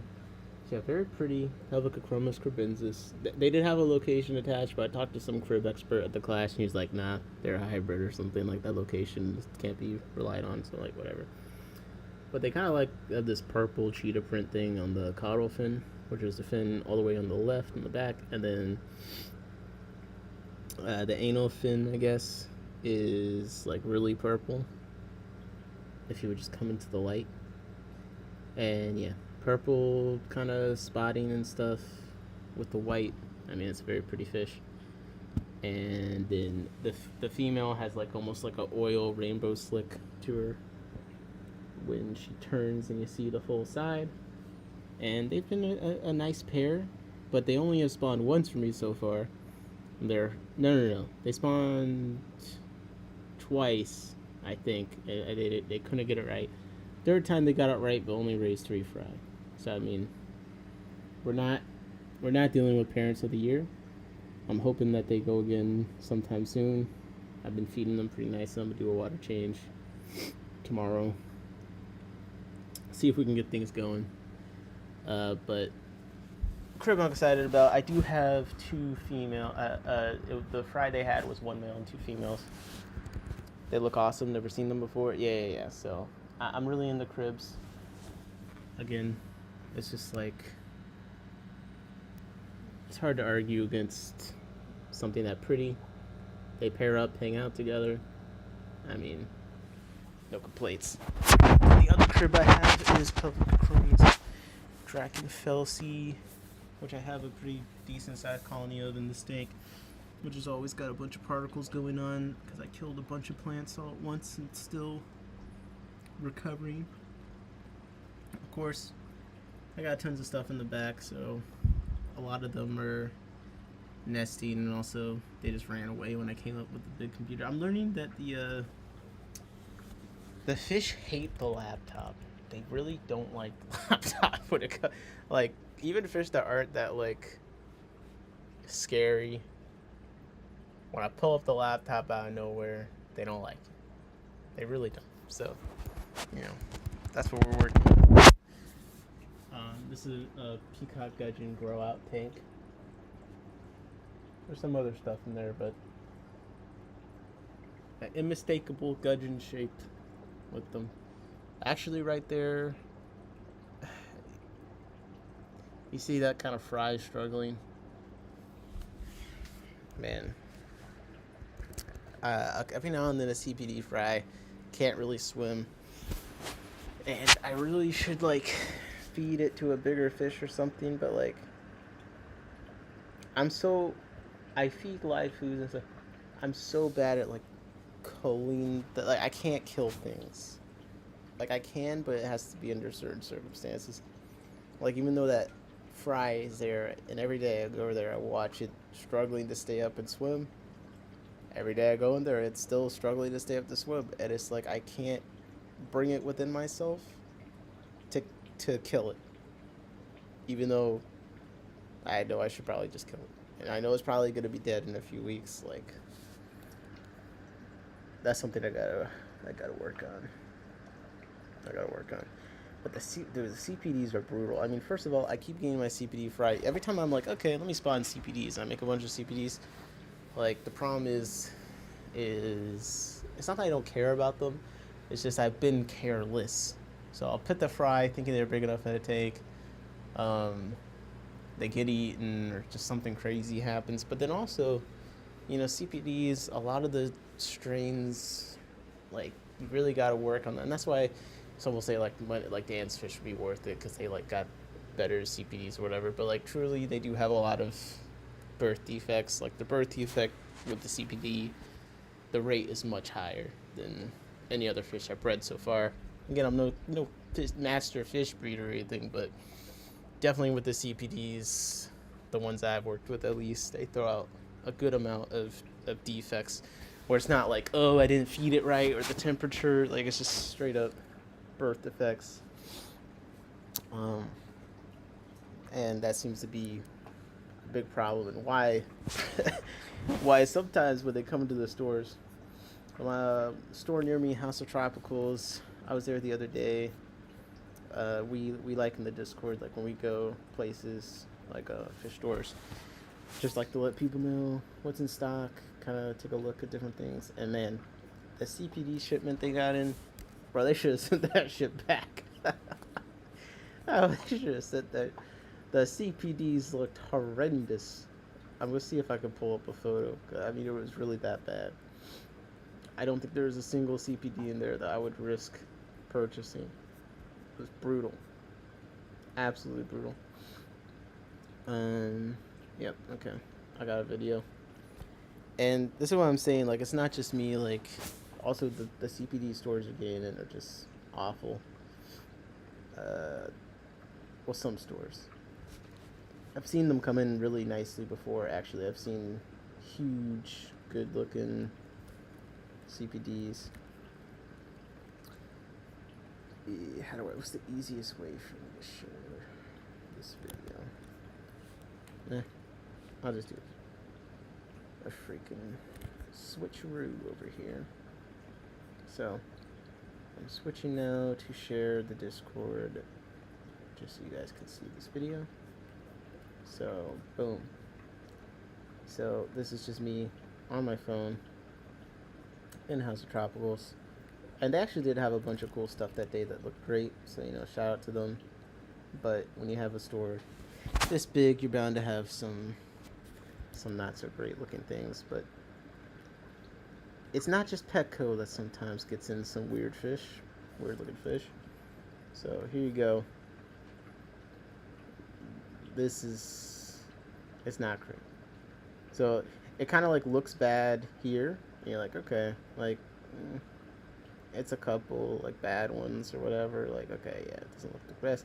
Then you zoom out and you see like, oh, it's like every single CPD in here. I see one in the corner. Kind of looks terrible. And then, yeah, I'm not paying $7 for any of these CPDs. Sorry. But then again, I think they just got in. So they probably still have to work on them. This is a fish I had to really resist not buying. They had the banded goby. I've been looking at these for a while. If I go back in and they're still there, I'll buy them. But they're $30 a fish. I just couldn't justify it that day. I was trying to see the gardener eye. They had gardener eye in there too that also were looking crazy. Have you seen armored shrimp before? I just saw them yesterday at my local fish stop. Let's look at these armored shrimp. Are those not, is that like a bamboo vampire shrimp thing, or is it a totally different thing? Ooh, I should do fish because like I do this a lot where I don't do this for like YouTube. Like I just enjoy spending time in fish stores and filming fish for myself and just like friends in the Discord. But maybe that's something people would be interested in. Especially I'm learning more and more that like some people just don't have any fish stores near them, which is sad. Armored shrimp aquarium. Okay, yeah, that looks like, at least this one that came up looked like a vampire shrimp. I am familiar with this. I have a vampire shrimp and a bamboo shrimp in my 40-gallon. If that's what this armored shrimp is. I hadn't seen it referred to as that. We have a large armed shrimp. Looks like a lobster shrimp hybrid. Okay, here we have another Cameroon armored shrimp. It does again, it looks like some kind of vampire situation. That's it. It's a vampire shrimp. It does look like to me, it looks like things I've seen labeled as vampire shrimp. It could just be that it's a similar species or something like that. But I can show you the one that I have, because he hangs out in the same place every damn day, which is right on the sponge filter at the flow. So hold up. Hold up. I'll make myself bigger so you can actually see. One day I'll actually set up proper streamer stuff where I just hit a button and this happens. Alright. Yeah. So, actually you can see, so there he is. And he's not liking I'm intruding. And that's partially because you can see that stuff on top of the sponge filter. He molted recently, so probably a little bit softer than usual. But I believe that is my vampire shrimp back there. And hopefully you actually saw some of that and not just a trash can. I'm looking at the replay 1 second just to see if you could even see the freaking vampire. But they're cool. They're cool. Definitely, like, I could see a world, like, luckily he kind of hangs out in the same spot, so if I want to see him, I know where to look, but I could see a world where, like, you never see him, and that could be disappointing. But vampire shrimp, bamboo shrimp are all pretty cool. I'm not gonna lie. Whew. Goodness. I feel like I'm, like, failing my promise. Even though this was like a chill stream, like, I had to make the title something. You know, I was actually working on that 10-gallon anyway, but I'm beat. Like, I'm talking like I got energy, because I could talk. I could be, like, half dead and still yapping. But, like, do you see me getting... I'm not really getting up and doing anything productive either. So I feel like I should go to sleep. So tomorrow, I'm working on some fun stuff. I'm working on, okay, you rate the content, because I have to actually make videos. I can't just live stream, be lazy all the time. So you rate these content ideas before I go to sleep. So obviously there is new isopod videos in the works. Freshwater isopods North America. I want to do something around that. freshwater limpets. I'm working on a video on those. There's not really a lot of information, so I'm still in like the research stage for those. I don't think there's going to be too much to say. It'll probably be a shorter video, but I just think they're interesting. There don't seem to be a lot of. There are some videos, but not a ton. So I do want to do a video on freshwater limpets. I want to do intro to mystery snails, but I know it's like a basic thing. But I breed a lot of mystery snails, and I feel like there's actually some interesting things about them, and just apple snails in general. Especially now that they're becoming restricted in so many places. That's probably further out.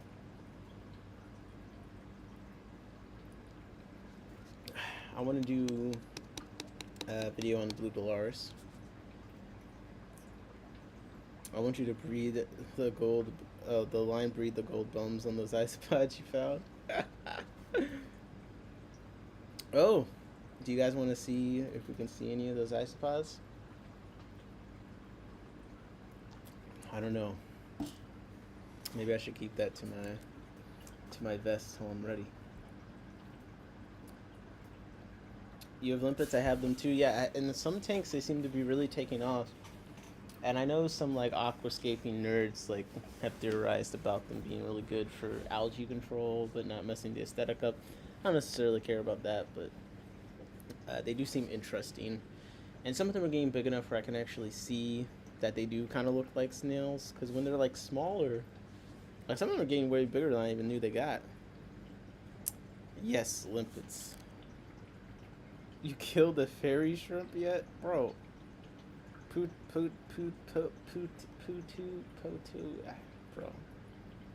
Guys, that's what I'm saying, bro. I'm losing that.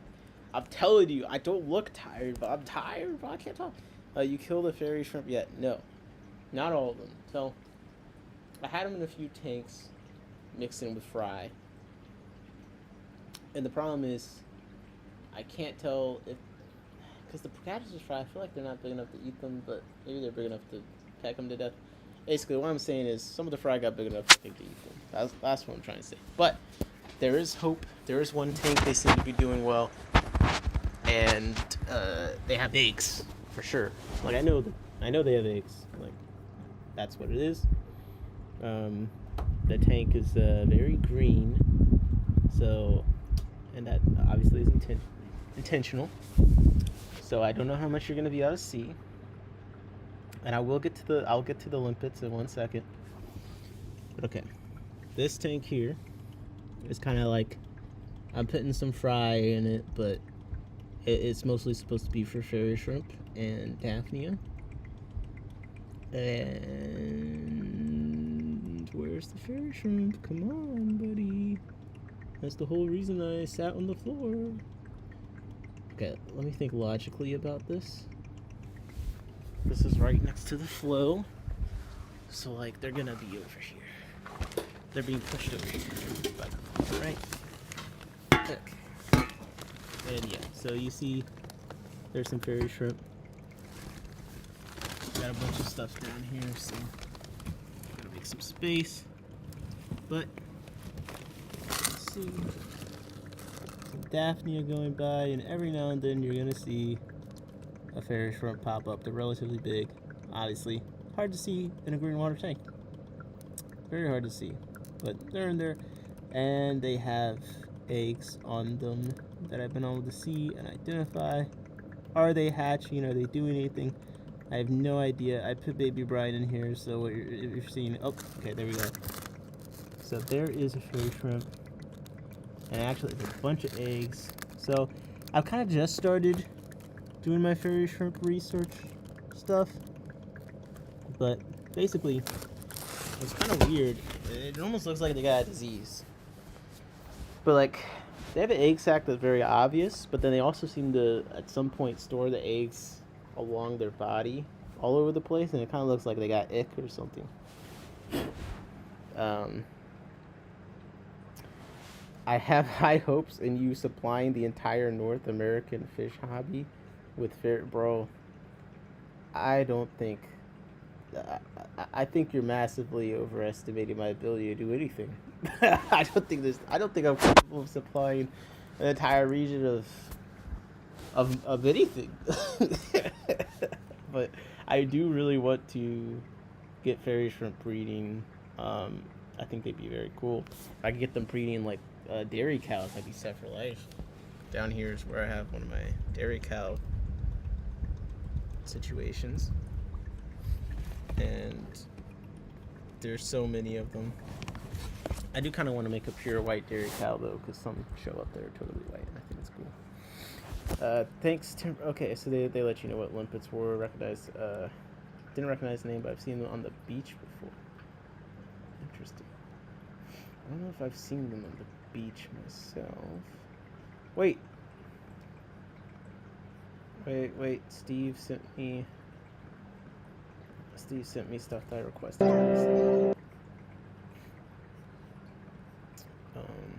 I wanted to see is macrostoma. Bro, everyone's much better at filming stuff and actually posting it somewhere than I am. Because he had actual video, a little short of it. Okay. I'm gonna pull that up. I have to find what instance of Google Chrome I'm actually sharing because I was doing tab. So here we go. Let me see, flexing the fancy pleco here. Yep. Now where's the macrostoma? Hey, oh sheesh. That guy does look cool. Well, I hope you breed some, man. That's a fish that I've definitely looked at, but it is probably a bit bigger than I should get into. It is a dope fish. I'm wondering if pea puffers were like my mini ram's horns. That's an interesting question because they don't really break shells. I don't know. Personally, and you know, they do eat a lot of snails in nature. But me personally, I think that pea puffers seem to be snails just seem to be a terrible food for pea puffers. And what I mean by that is, like, they're great for feeding them, but they're so messy. Like, if you don't stay on top of it, you know, your tanks. I don't think it's enough to cause an ammonia issue. It's just going to be a nutrient excess. You get tons of algae and stuff. It's just messy. I prefer to feed my pea puffers other things because I don't have to think about it. Like the snails for me are not just throw it in the tank and forget about it, unless you got a bunch of shrimp and stuff in there, which not everyone is going. Like, I have tons of shrimp with my pea puffers, but it's just something. It's definitely something to think about. And they don't like just eat when they're hungry. Like, they'll kill every single snail in the tank, so you can't just like populate a tank of snails first and then put them in and think they're gonna have some kind of sustainable food source, because they're going to kill them all within the first 24 hours. And I've actually used like a death squad of 3 pea puffers. I had a 40 breeder that was just full of snails. It was ridiculous. I put a kill squad of 3 pea puffers, and I had a bunch of fish like that would eat snail remains and stuff in there. The snails were gone like within a day. It was crazy. They're snail killing machines, but they're not snail eating machines, which is the problem. Ugh. But yeah, so fairy shrimp, definitely some eggs. Whoa, hold up. Hold up. Hold up. Where's my phone? I think we might actually have a fairy shrimp baby. Because I did put the brine shrimp, but I'm seeing something that's I put that in today. That's way too big to be a bro. There might be a bro. What? Bro, what? I'll see if I can. See if I can do my camera thing. If I can use my phone, use phone as camera OBS, so you guys can see this. Holy oh my gosh, bro. I'm like, sorry. I just randomly got very excited. I think I'm seeing a fairy shrimp, bro. I think a fairy shrimp is growing in my tank, bro. What? Okay, I'm just gonna film it and then. That has got to be. I don't know what else that could be. It's too big to be a brine shrimp that I put in today. Most of them like barely even had just hatched. See if I can get. Okay, there it is. It's of course right next to a water spot, so like my camera doesn't want to focus. Please. Okay.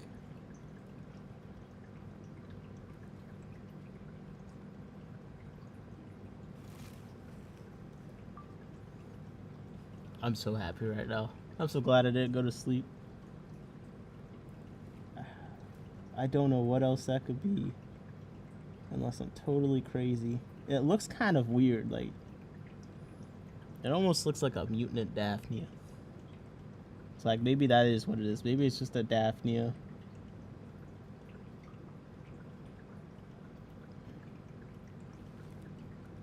But it no, it's got an Artemia appearance to it. I'm gonna send this clip to myself, and we can judge what we think it is. But that looks like what I would imagine a couple-day-old fairy shrimp would look like. Now I gotta take the fry that's in there. Or I guess I could just fill the tank full of like moss and stuff and probably be. Alright, let me see what you guys think in the chat because I got totally self-absorbed in there. Alright, we're good. We're good. I'm just gonna send myself this. See what you guys think it looks like. I gotta go to sleep, bro. I'm useless like this. Totally useless. But I'm gonna send this video to myself. Because I'm too tired and excited to figure out technology. I'll do it the way I know how.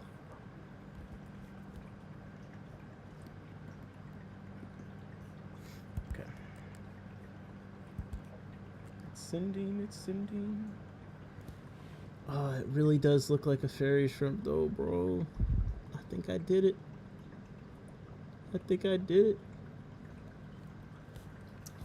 Green water's great for this stuff. Terrible for being able to actually see what the hell is happening.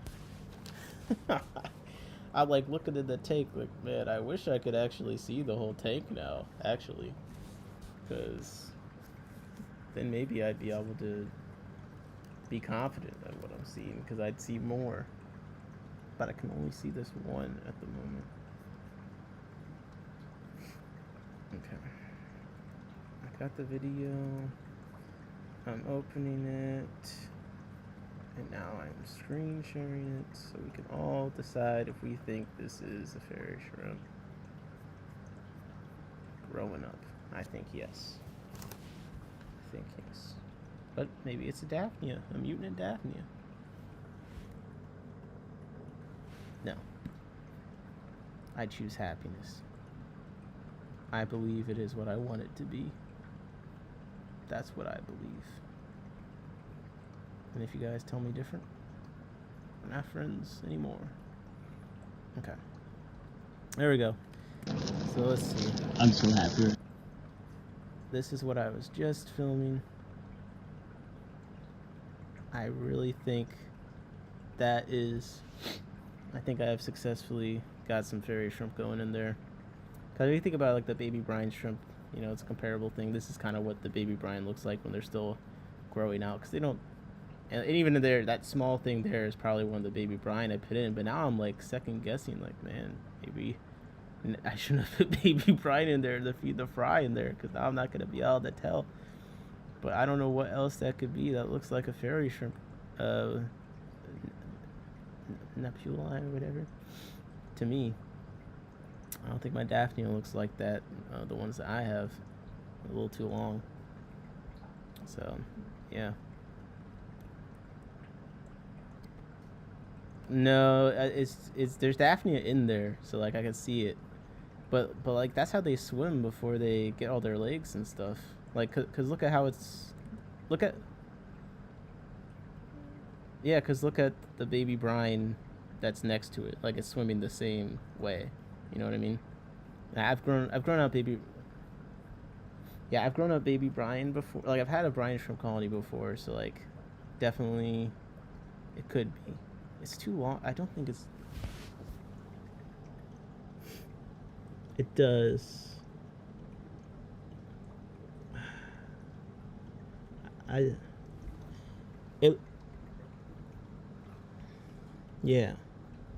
I just don't want to get too excited. No, I don't know. Maybe it's a.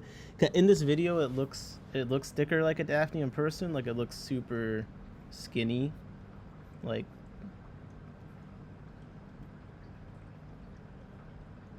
Yeah. Let's go. I hope they stay low when the Procatopus fry put in there. Don't eat them all. I'll put a bunch of moss in there or something. But the interesting thing is, like, the fairy shrimp, like, I've been able to confirm, like, they actually do, like, eat algae and stuff off of things. Like, so they're not just filter feeders. Like, for sure. I was reading.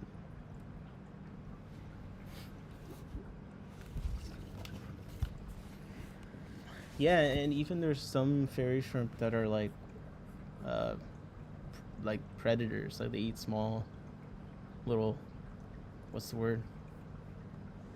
No, like copepods, I think is the word I was looking for. Like, there's some that do that. I don't think it's the ones that I got, but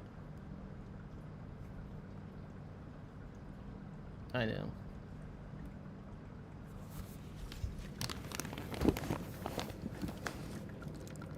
I I mean, they do have massive, like, front claws, teeth. Yeah, I mean, let me see if anything, if they pop up. Right. Well, I have Daphne in here, so it'll be interesting to see if the Daphne also go off, and then I have a problem, because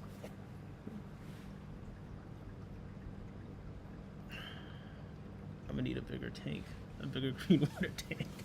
I don't even know, like, I need to figure out what is making my water green. I guess it. No. I mean, like, what? Because I know it can be the algae, like the specific green algae, and it could be something else.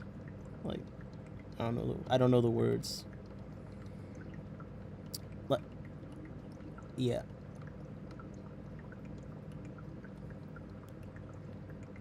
But what I'm saying is, like, the thing making it green. Like, is it an algae? Is it? I forget. There's like two different kinds of green water, and I just don't have the words. Yeah, that's what I'm trying to say. Oh, good night, Yurio. Thanks for hanging out, man. Appreciate it. Just getting some. Yeah. No.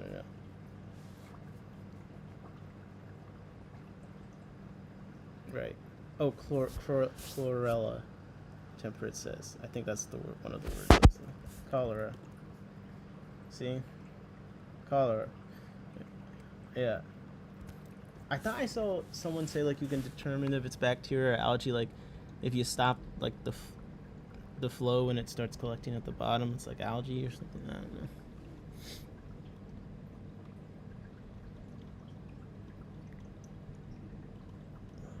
That seems kind of rude. Getting some shrimp to grow for it, yeah.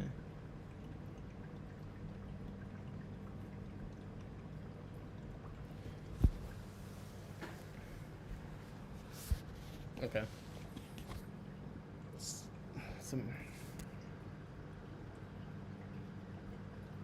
Will do.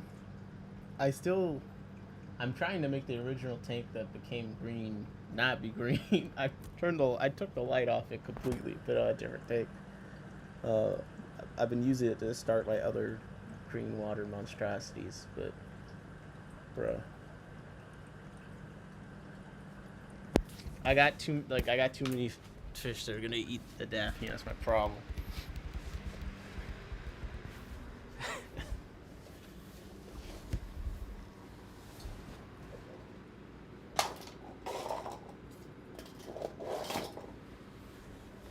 Ugh. I'm trying.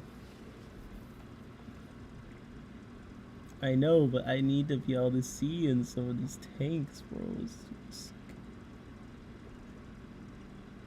I know I'm trying to get it to one, but this other one refuses to stop being green.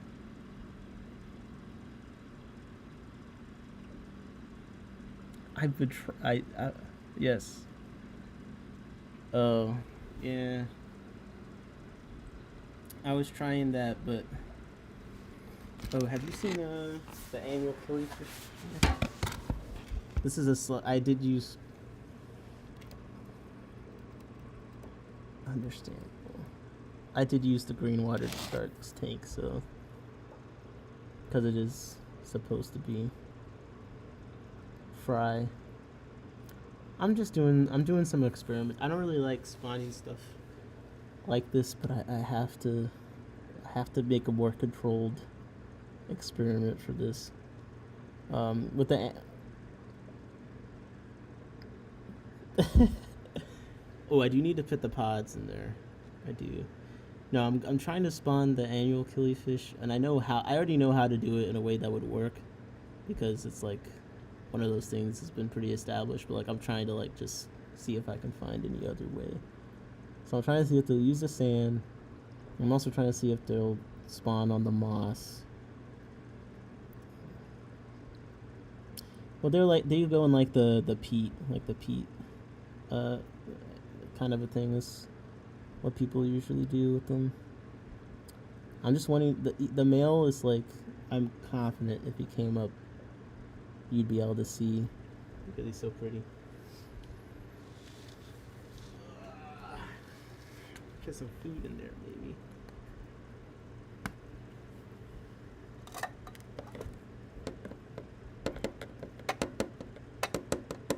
I thought oxygen in flow was bad for them or something. But I have fish in there. I can't get rid of the oxygen.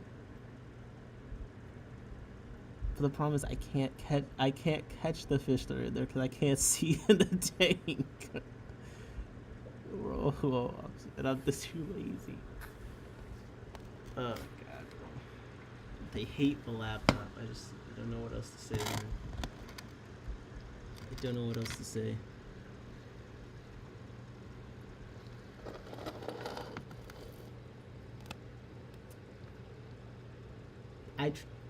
I tried to do that, and I don't know how I messed it up. I messed it up. I need to try that again. Yeah. Okay, so you gotta float it on top and poke holes.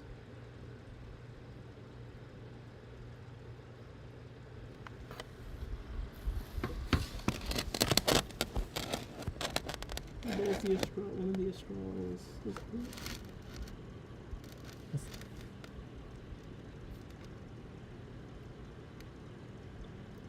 Wait, what kind of phone was that? Because I need a reliable flotation device. Like, I need to make things float. Steve said, I thought cloudy could be bacteria, but green is algae.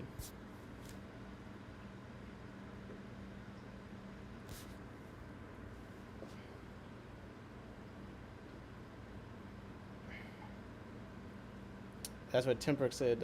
Eugelina, Chara, diatom, single cell algae, different types of cyano. So yeah, it's bacteria. Let me know when you're planning on going to Blake's Pace. Just saw your post. Oh, Fish and Friends? Yeah, I'll let you know. I do want to go by there. I still think it's like total bullshit that they dodged doing this is like local club drama. But like they said like let's do a group order. A bunch of people wanted to do a group order from a local store because they said they actually have done group orders with some other clubs recently, but for some reason they decided it has to be an online thing that we're paying shipping for. Dan's Fishing Area. I think it's total horseshit. Like, we should have been able to do a Fish and Friends order. And frankly, Dan's selection right now kind of snoozy, kind of overpriced. Fish and Friends would have been a much better option. Aquatic Arts, everything cool they have is always out of stock. Like, Aquatic Arts, I feel like they just, I mean, okay, they do have some cool nanofish stuff, but like, again, in my area, we have some decent local fish stores. I just feel like to justify doing an online order, it's got to be from somewhere that has enough different things to, like, I could just go to the stores near me and get. Wet Spot would be cool. Yeah, Wet Spot and Moonlight I would be fine with either of those, because yeah, and those were on the list. We had options of what to vote for this. So it was Dan's Fish, some Discus Place, Aquatic Arts, Moonlight, Wet Spot, and then Aquatic Clarity, which we've been talking about in the Discord because they have a really nice West African list and some cool apistos and stuff. Wet Spot I've been wanting to order from. Yeah, Wet Spot is goated. I'd be cool with any except Discus. Yeah, I think like if it were, here's the thing: if it were Dan's, I could find something to order. The problem is, one, right now he doesn't have a ton of stuff I'm into. Two, some of his things have gotten expensive enough to like shipping is not even the problem. Like the actual cost of the fish itself. Like, and again, I live near a store that usually has a lot of what Dan has, so I pretty much have zero reason to order from Dan's Fish half the time, because my local fish store, I'll walk in and I'll see, for instance, he has the peacock eels on there. Let me pull up my freaking thing so you can see what I'm talking about. Yeah, that. But the thing is, not everyone has like a good. But I'm saying that's what I'm saying. For our club specifically, I just feel like we have local fish stores that overlap too much with certain online sellers, especially Dan's Fish. Can I please find?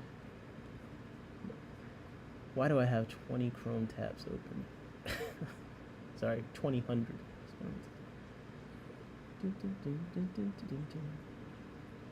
Okay. So, Dan's Fish. Okay. Let's say our club were to order from Dan's Fish. And basically, the club is saying they're going to cover the shipping cost. And basically, we just all get to buy from it. And since, Dan's shipping is pretty expensive, like, definitely does save a decent amount. I guess I'll just go through the options that we have to pick from. Are you saying London Town is dwarf red-tailed eels? I don't know if they have them at this second, but I bought 5 of them from them before for like $25 each. And it's funny, Dan's Fish has them for $100. Let me see if I can find them. So these guys, he has them for $100, right? And when in his recent stream, he was saying like the supplier said they're not going to be available for the near future, so like high demand, low. But the thing is, when I bought them from my local fish store months ago, they were still $100. So like, that's fucking bullshit, bro. Like, you've always had them $100. I don't know if he was actually saying that's why they're $100, but it kind of felt like the implication. But yeah, I bought these at my local fish store, $25. I'm pretty sure they use the same supplier. I don't know that. I didn't ask. I'm just assuming because they have so much crossover all the time. Dwarf chain loaches. I'm just keeping them.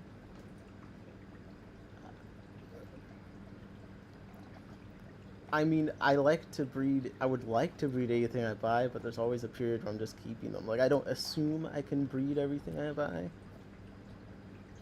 It would be nice. Well, right now they've been using hormones for them in all the documented cases that I've seen.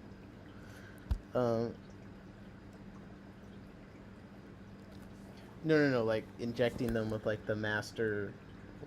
There's like a hormone they inject to literally everything to get it to breed. Like there's like a master hormone, and that's what they inject. This Episto McMasteri red shoulder. This actually isn't like a bad. Like this is what these cost. It's like that is actually it's not that bad. I would buy those.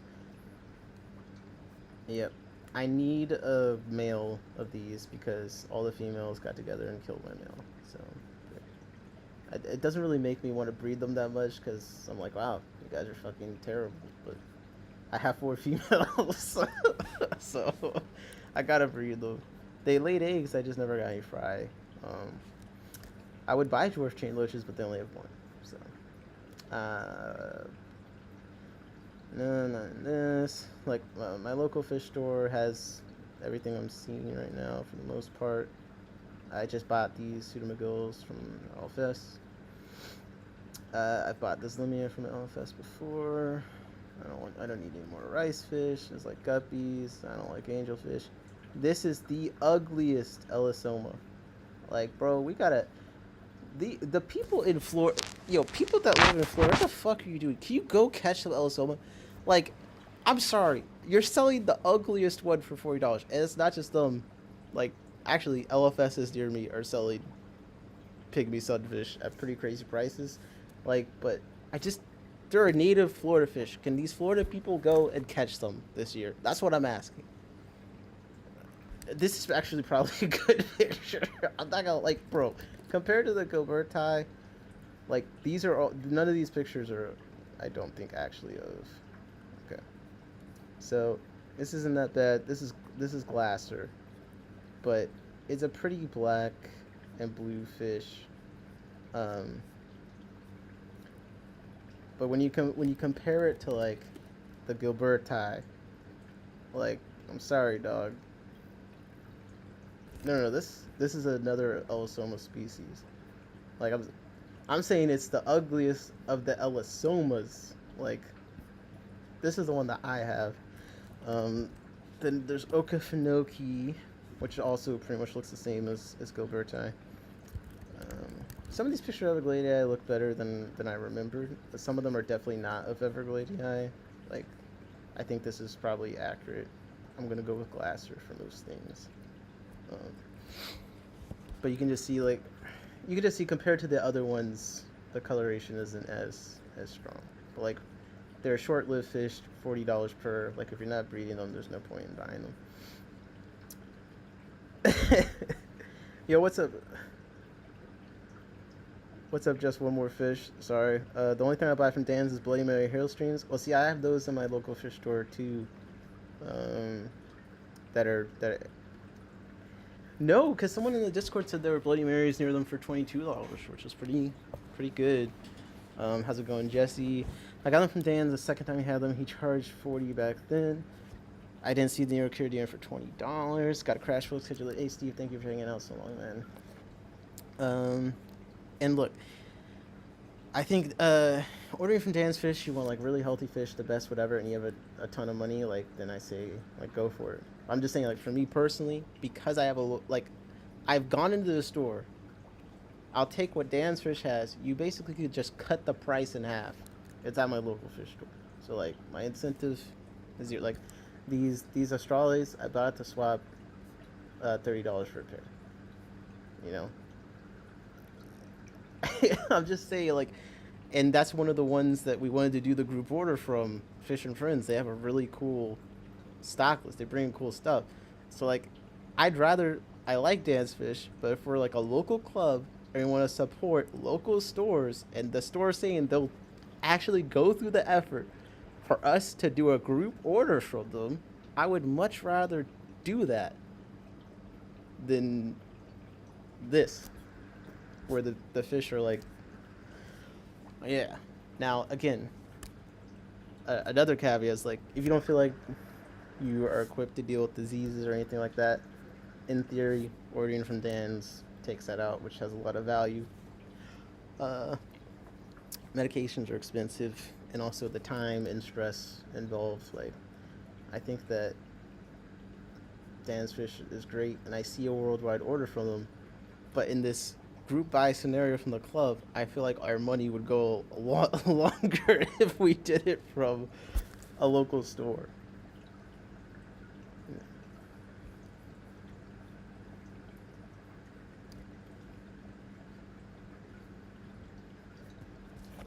Yeah.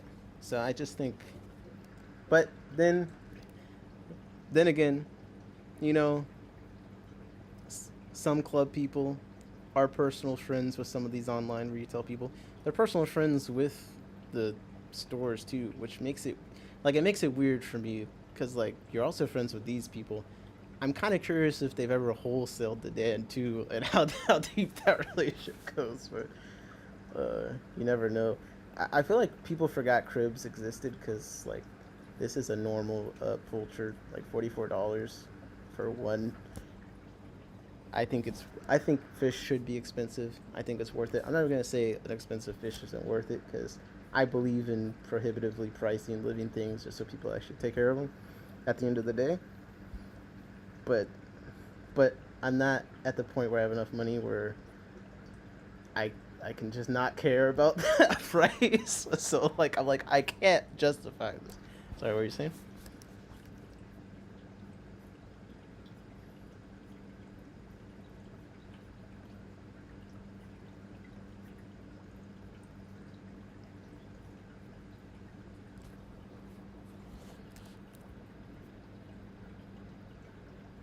Well, actually, so that's the thing. There's a lot of people that can afford this, and it does make sense for. That's the thing. There's tons of people like they sell out of this stuff. No, it's not. It's not $20 for one meal. It's a group. There's a group of four. Temperate. My problems with cribs is I get two, then I always end up with more that I can get rid of. That's why you got to get some of the fancier cribs. Um, they're back in they were really popular. They're like one of those fish that was like a popular back in the day fish, and now they seem to be getting popular again. Um, but yeah, that's my thing. If it were to be Dan's, it'd just be hard for me to find anything to buy. Not because Dan's is bad or they have a bad selection. I just can buy these things at the stores near me. That's literally the problem. um, okay, if it was a wet spot.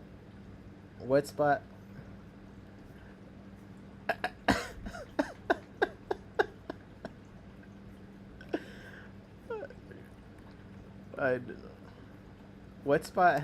I could. They have tons of cool stuff, and that's the nice thing is like Dan's Fish overlaps from the local fish stores. He doesn't seem to overlap with a ton of the online retailer people. Like they do seem to have different stocking. I know this is kind of like a dull looking hill stream, but I actually kind of like this brown mosaic hill stream. There's something about it.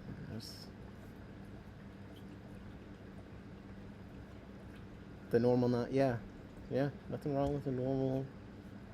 The albinos, sometimes I look at them, especially if they like a lot of eye spots and stuff. They do look really nice, but there was one time I saw it was like crazy. It was in this fish store. It was a pair, and they had a bunch of fry, and it's just like a huge albino crib, and I felt like she was looking into my eye, like soul. I wanted to buy it, but I was out of town, so I couldn't actually buy it right then and there. But like that.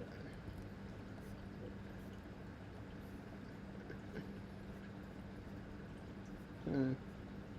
Yeah. No. Wet spot definitely. This is just a new fish page.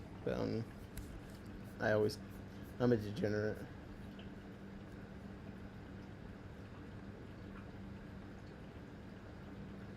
Yeah. Yeah. No, he is. That's what I'm saying. Like every now and then he gets in some really cool stuff. Just at this. Well, that is another thing. Although like stuff like this would be a great use for Dan's if you have the money. You want to breed something. Now, here's my thing. The only reason I wouldn't do this is because one, I haven't researched it. I don't know anything about it, so I don't know I've read some guy definitely has bred them. I don't think they're hard to breed. Um, it seems like someone it seemed like someone kind of put them in a tank with just a bunch of gravel and fry showed up. But the thing is, I don't believe in this fish. I don't think it looks like I think it's cool. I don't think it looks that cool. I think if I bred it, like, first of all, I'm not breeding things specifically. No, I'm just saying I'm not breeding things specifically to make money as like the first thing I think about. As not the first thing I think about. I actually just personally don't like this fish that much. Like, I don't think I could. I don't think I could sell it for enough to make it worth a $350. Because this is 45. So it's $46 shipping minimum probably. Plus this, plus tax, like it's gonna be like $350. I'll probably want to order something else with it. Like, then maybe I breed it, maybe months. Like, bro, I don't got that much money to put up front for a breeding project right now on one fish. Um, I would do a quarry if I was gonna do something like that.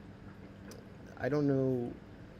I feel like I've seen these quarries, but apparently this is like the real Adolphi quarries. So like the fake ones look like they're $15, but this is the real one, so it's $70.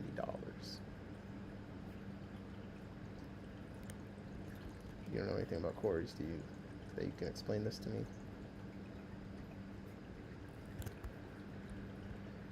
Okay. But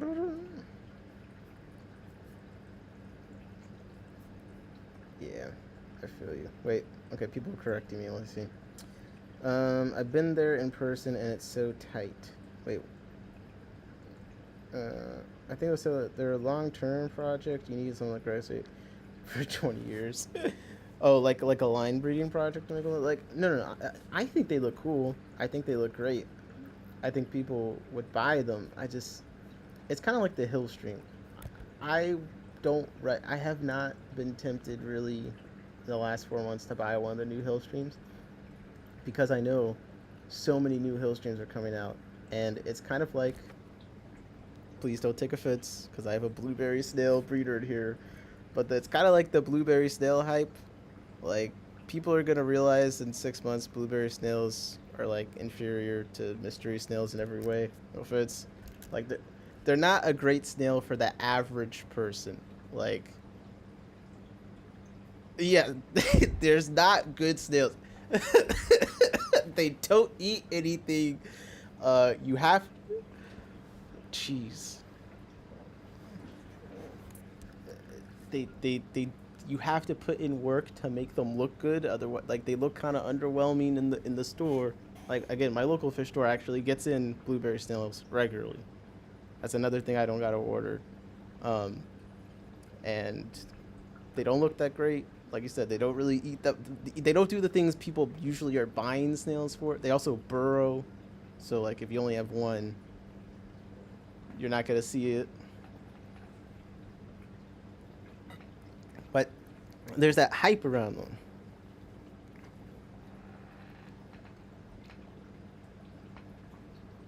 Yeah.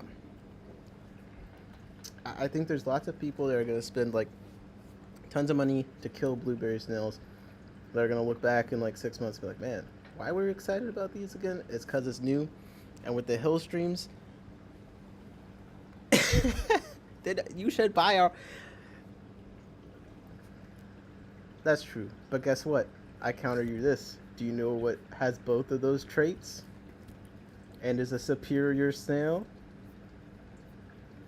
No, no. No, they don't eat plants. No. That's the other apple snail. There's an apple snail that looks almost exactly like them. That's just yellow, and they do eat plants. And they're also apple snails, but they don't really eat plants. They do eat some duckweed sometimes.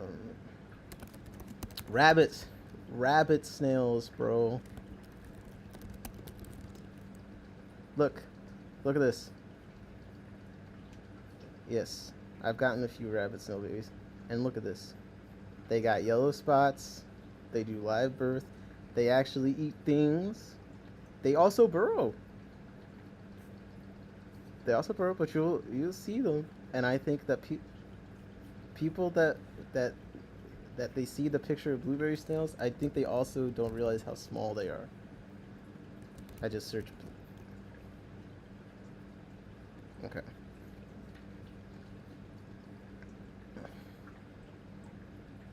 Mhm.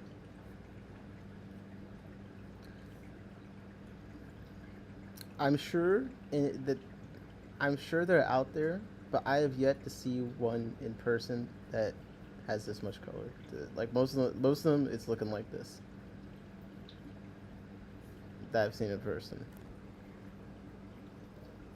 I gotta go to San Francisco.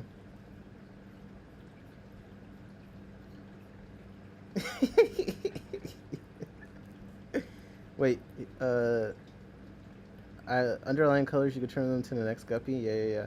But I think hill streams, they're turning into the next pleco right now. Just to finish my thought, so I'm hesitant to buy or invest in any hill stream because it's all hype, and there's gonna be a new one like at this point, like weeks later. Like, look at this shit, bro. They got the cookies and cream hill stream loach on here. Like, are you shitting me right now? Like, come on, dog. This don't even look like cookies and cream. They just name things anything.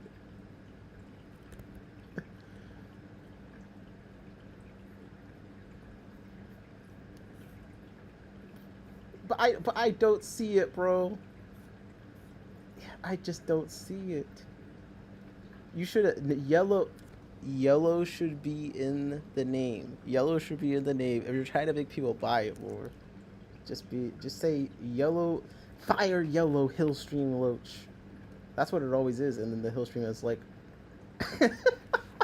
yo, the hillstream stuff is so funny because like it'll be the color in the name, and then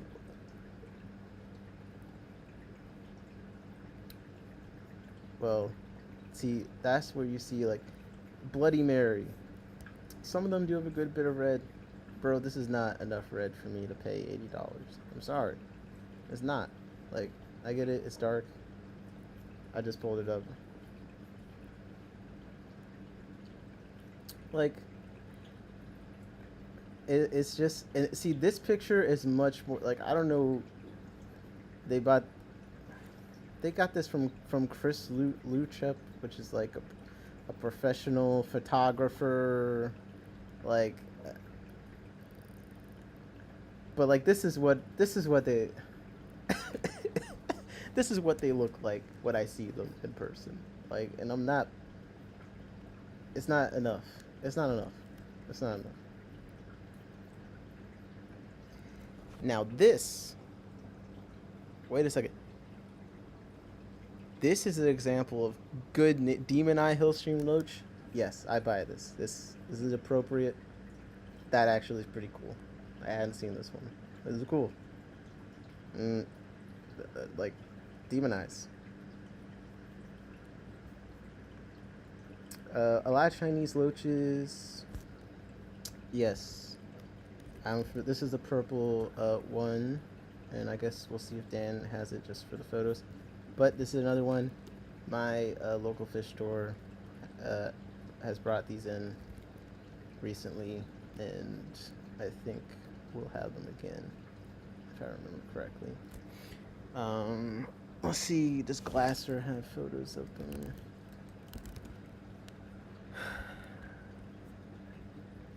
What does Seriously Fish have? Yeah, I haven't seen them in person look that purple yet, but I do know that like it is a thing, like they do get pretty purple, but as you can see, you know, who knows if they're all the same collection or whatever, but here's the variation. Kind of a pseudogastromyjon, kind of a bigger bodied loach, kind of greenish and purple, supposedly. Yep, and this is one of the ones like I've thought about buying as a hype and getting them. I haven't tried to breed a gastromyzon or pseudogastromyzon. You can see what's. They look better IRL. In my tank, they don't look that bad. Oh, were you talking about the purple ones, or were you talking about the Bloody Mary ones? And that is another thing. I haven't seen them in people's tanks, so they don't look a lot better. But still, with the Bloody Marys, it's not. Okay. Yeah. See, now if they kept the dark body, then I could see it. But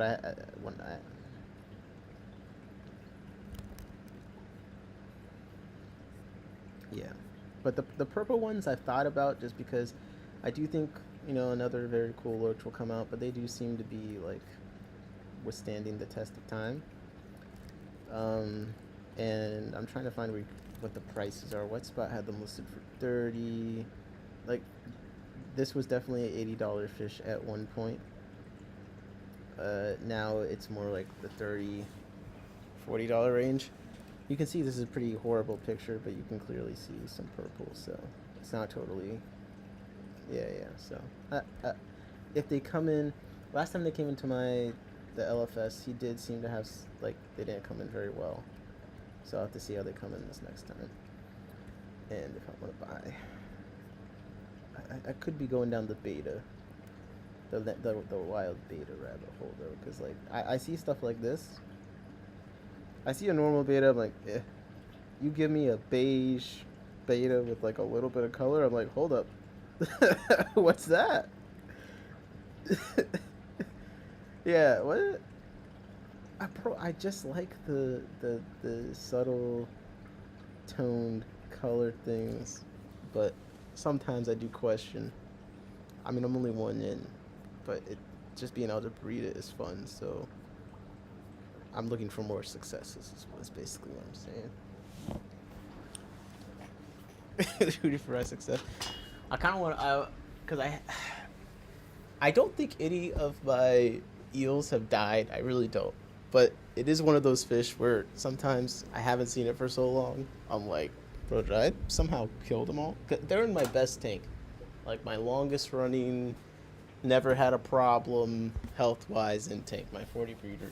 That's you with the Procatopus. They're in there. And I hadn't seen them in a while, but then the other day I saw one. And an interesting thing I noticed about those. What?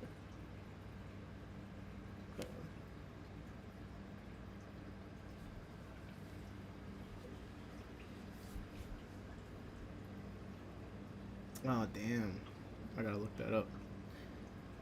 But the weird thing about the eels is when I do find them, like I think they can burrow, and for a while they're hanging out in like the caves, so I don't know what exactly changed. But now when I find them, they're like in these algae masses that grow, and the algae mass you're looking at right now, this is what happens when you ask your sister to feed the fish tank while you're gone. I was not there. I was gone for 2 days. I finally, yeah, it's like black, some kind of black, is that a beard situation? Like I finally been starting to get rid of the algae that Magic Feed had created in that tank, and then I leave for like 2 days and I come back, but I have found the eels in the algae. Well, oh, actually I do see one. I don't think I'm just using like it's a new crew light on this tank. It's just like a $30 light. So I doubt that you guys will be able to see the eel, but I can see it in the algae right there. It's staring at me. So I could go out. Yeah, that's the tank that's got my breeding colony of hill streams and super reds. Actually, male super red, and they're on eggs. The eggs are giant. I caught like 20 super reds out of there for some fry, so I could put them somewhere to grow. But now I'm thinking, man, I bought like the peacock eels for like $26 or something in my local fish store, I could just flip them at this point. Like if I just caught that right now, I sell for $100 or something. Well, who knew? Okay. Let me catch up with the chat. I'm so bad. All right, take it easy. Yeah, I need it. Oh, damn. Oh, this is the dwarf snakehead. Is that thing he talked about? Good luck with the ponds. I hope all is well. Yeah, that is crazy. That is a beautiful fish. Gastrophyton don't breed ever. Pseudo-gastro do breed. Okay.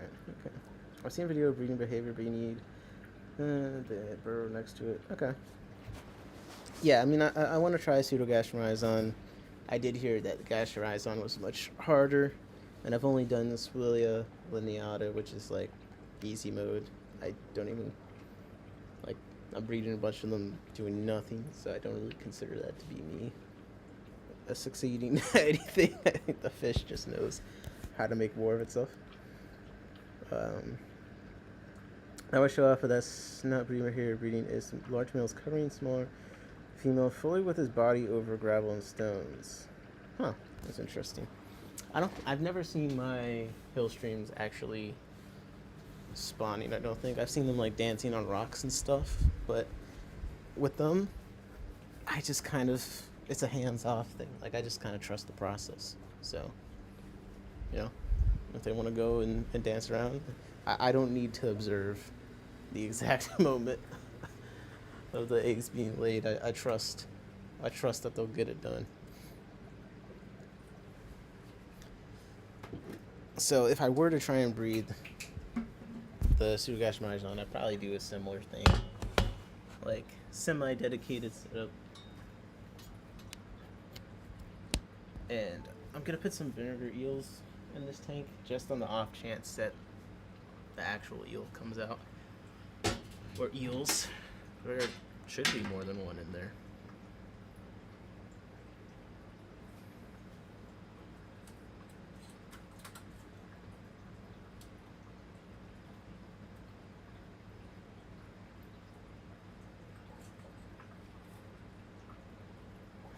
Honestly, I think what made them, I put some freeze-dried bloodworms in there, and I think that actually got them to come out, so I need to buy some more freeze-dried bloodworms, because something about them might just be doing more for the vinegar eels than, sorry, not the vinegar eels, the peacock eels than all the other baby brine and stuff I put in there.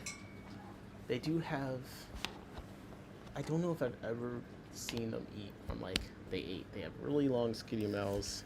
It's almost like a straw. So I think that's part of the problem of why I'm not understanding what they're eating.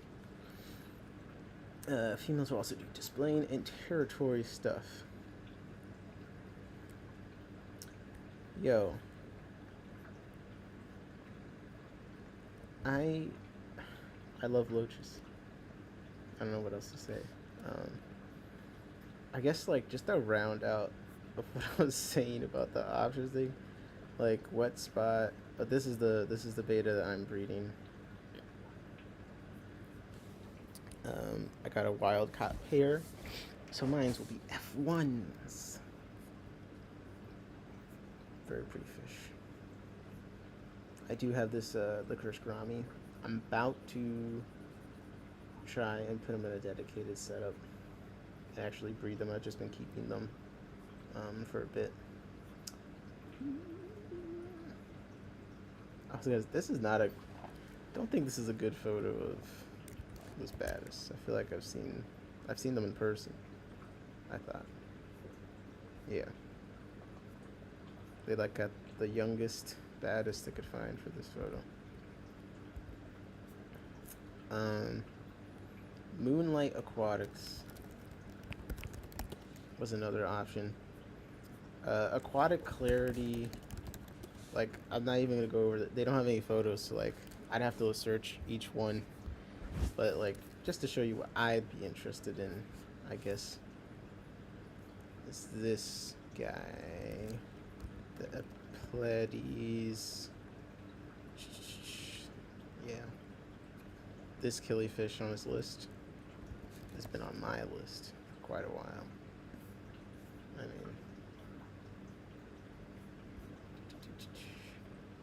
because your kiss is on nice. How do I get it so my head isn't covering it? Hold up a second.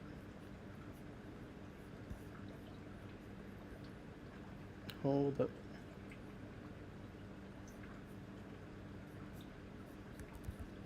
Bro, all these images are hosted on sites that don't exist. Yeah, this guy. This is a fish I've been interested in.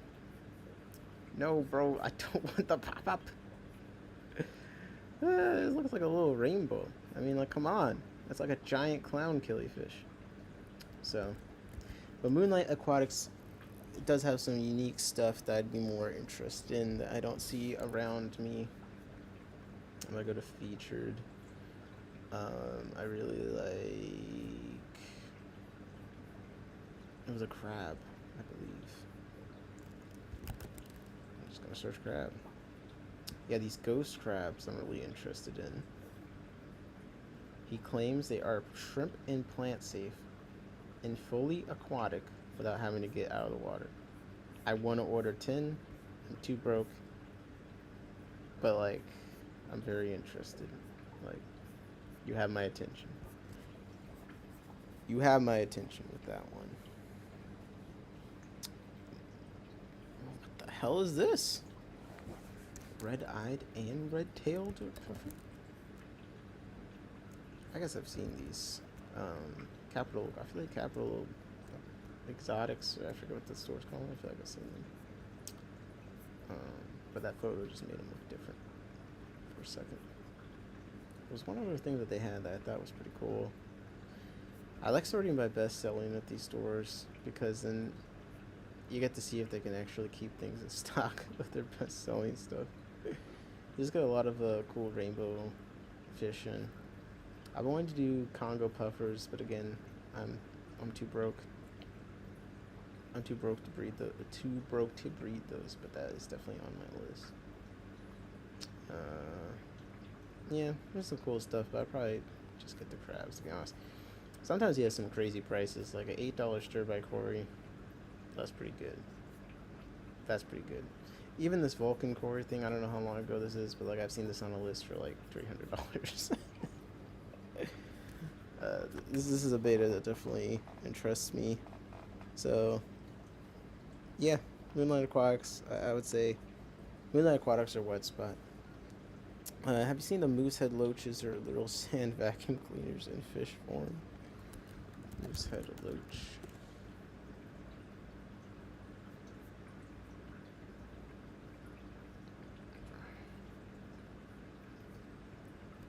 Bro, it kind of looks like a mud skipper. It kind of looks like a mud skipper, bro. It's like a pleco. It's what's the phrase? A face only your mother could love. I'm sorry. It's all Facebook videos, bro. Come on. Let's go to, like, can you show me this damn thing? Moose head loach. Okay, here's a moose face loach. It's always the 300 view thing. Like, bro, this is like why getting into niche fish is fun, because like so many fish people haven't even bothered to film and record except for some random person. But this is, shout out to Freshwater Studio. That's pretty cool. That is cool. Oh, they clean up the sand, I bet. Man, you might be onto something, dog. I'm not gonna, I know I just was calling it ugly, and I kind of stand by that. Like, but I like plenty of ugly fish, so like it's not necessarily a deal breaker. This looks much better than whatever the hell we just saw.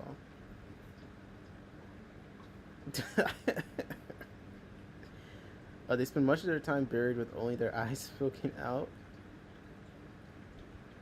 They sit through fine substrate and mud for small invertebrates.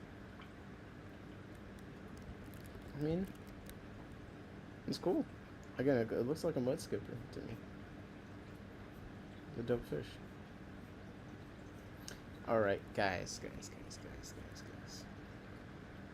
I've got to go to sleep, bro. I've got to. Look at me. I'm literally shrinking. I'm shrinking away. It's been really fun. Like, this is a more low-key stream. Just didn't really come with a lot of purpose. But people still came, said hi. I really appreciate that. Hung out. Temperate. A couple of fish. Always appreciate you guys. Steve. Jesse stopped by. Yuio. Temperate, thank you for sharing your tanks with us. Aaron, you stopped by. Pootu Bird jumped in Discord for a little bit. Yeah, it's been chill. This is exactly kind of what I needed, what I wanted. I just wanted to... I didn't have anything to talk about or do, really. I guess I'll follow up on the 10 gallon as I work on it, which will be interesting because right now it just looks like... But, yeah, it's been fun hanging out. That's just what I wanted. So, thank you guys. And tomorrow, hopefully, I won't go live, but I will be working on a lot of stuff for this channel. And I'm hoping this week, I'm not saying a video will be finished this week, but I'm hoping, like, I'll be able to give a date of when a video will come out. So, good night, everyone. Have a good night. I don't know what I'll talk about next. That's more focused as far as the live stream goes. I'm sure we'll find something. I'll probably do film a bunch and do another footage review because that's a lot of fun. So you guys put a smile on my face. I'm tired, but you can't tell because I just can talk about fish for fucking ever. Apparently, I'm still amazed. It's like the hobby's new to me. I still can't believe that I can talk to myself and talk to other people about fish for this long, even though I'm exhausted. So, thank you. You're letting me enjoy the best part, which is just Googling fish and reading about them. It's like, that's what I like to do. All right.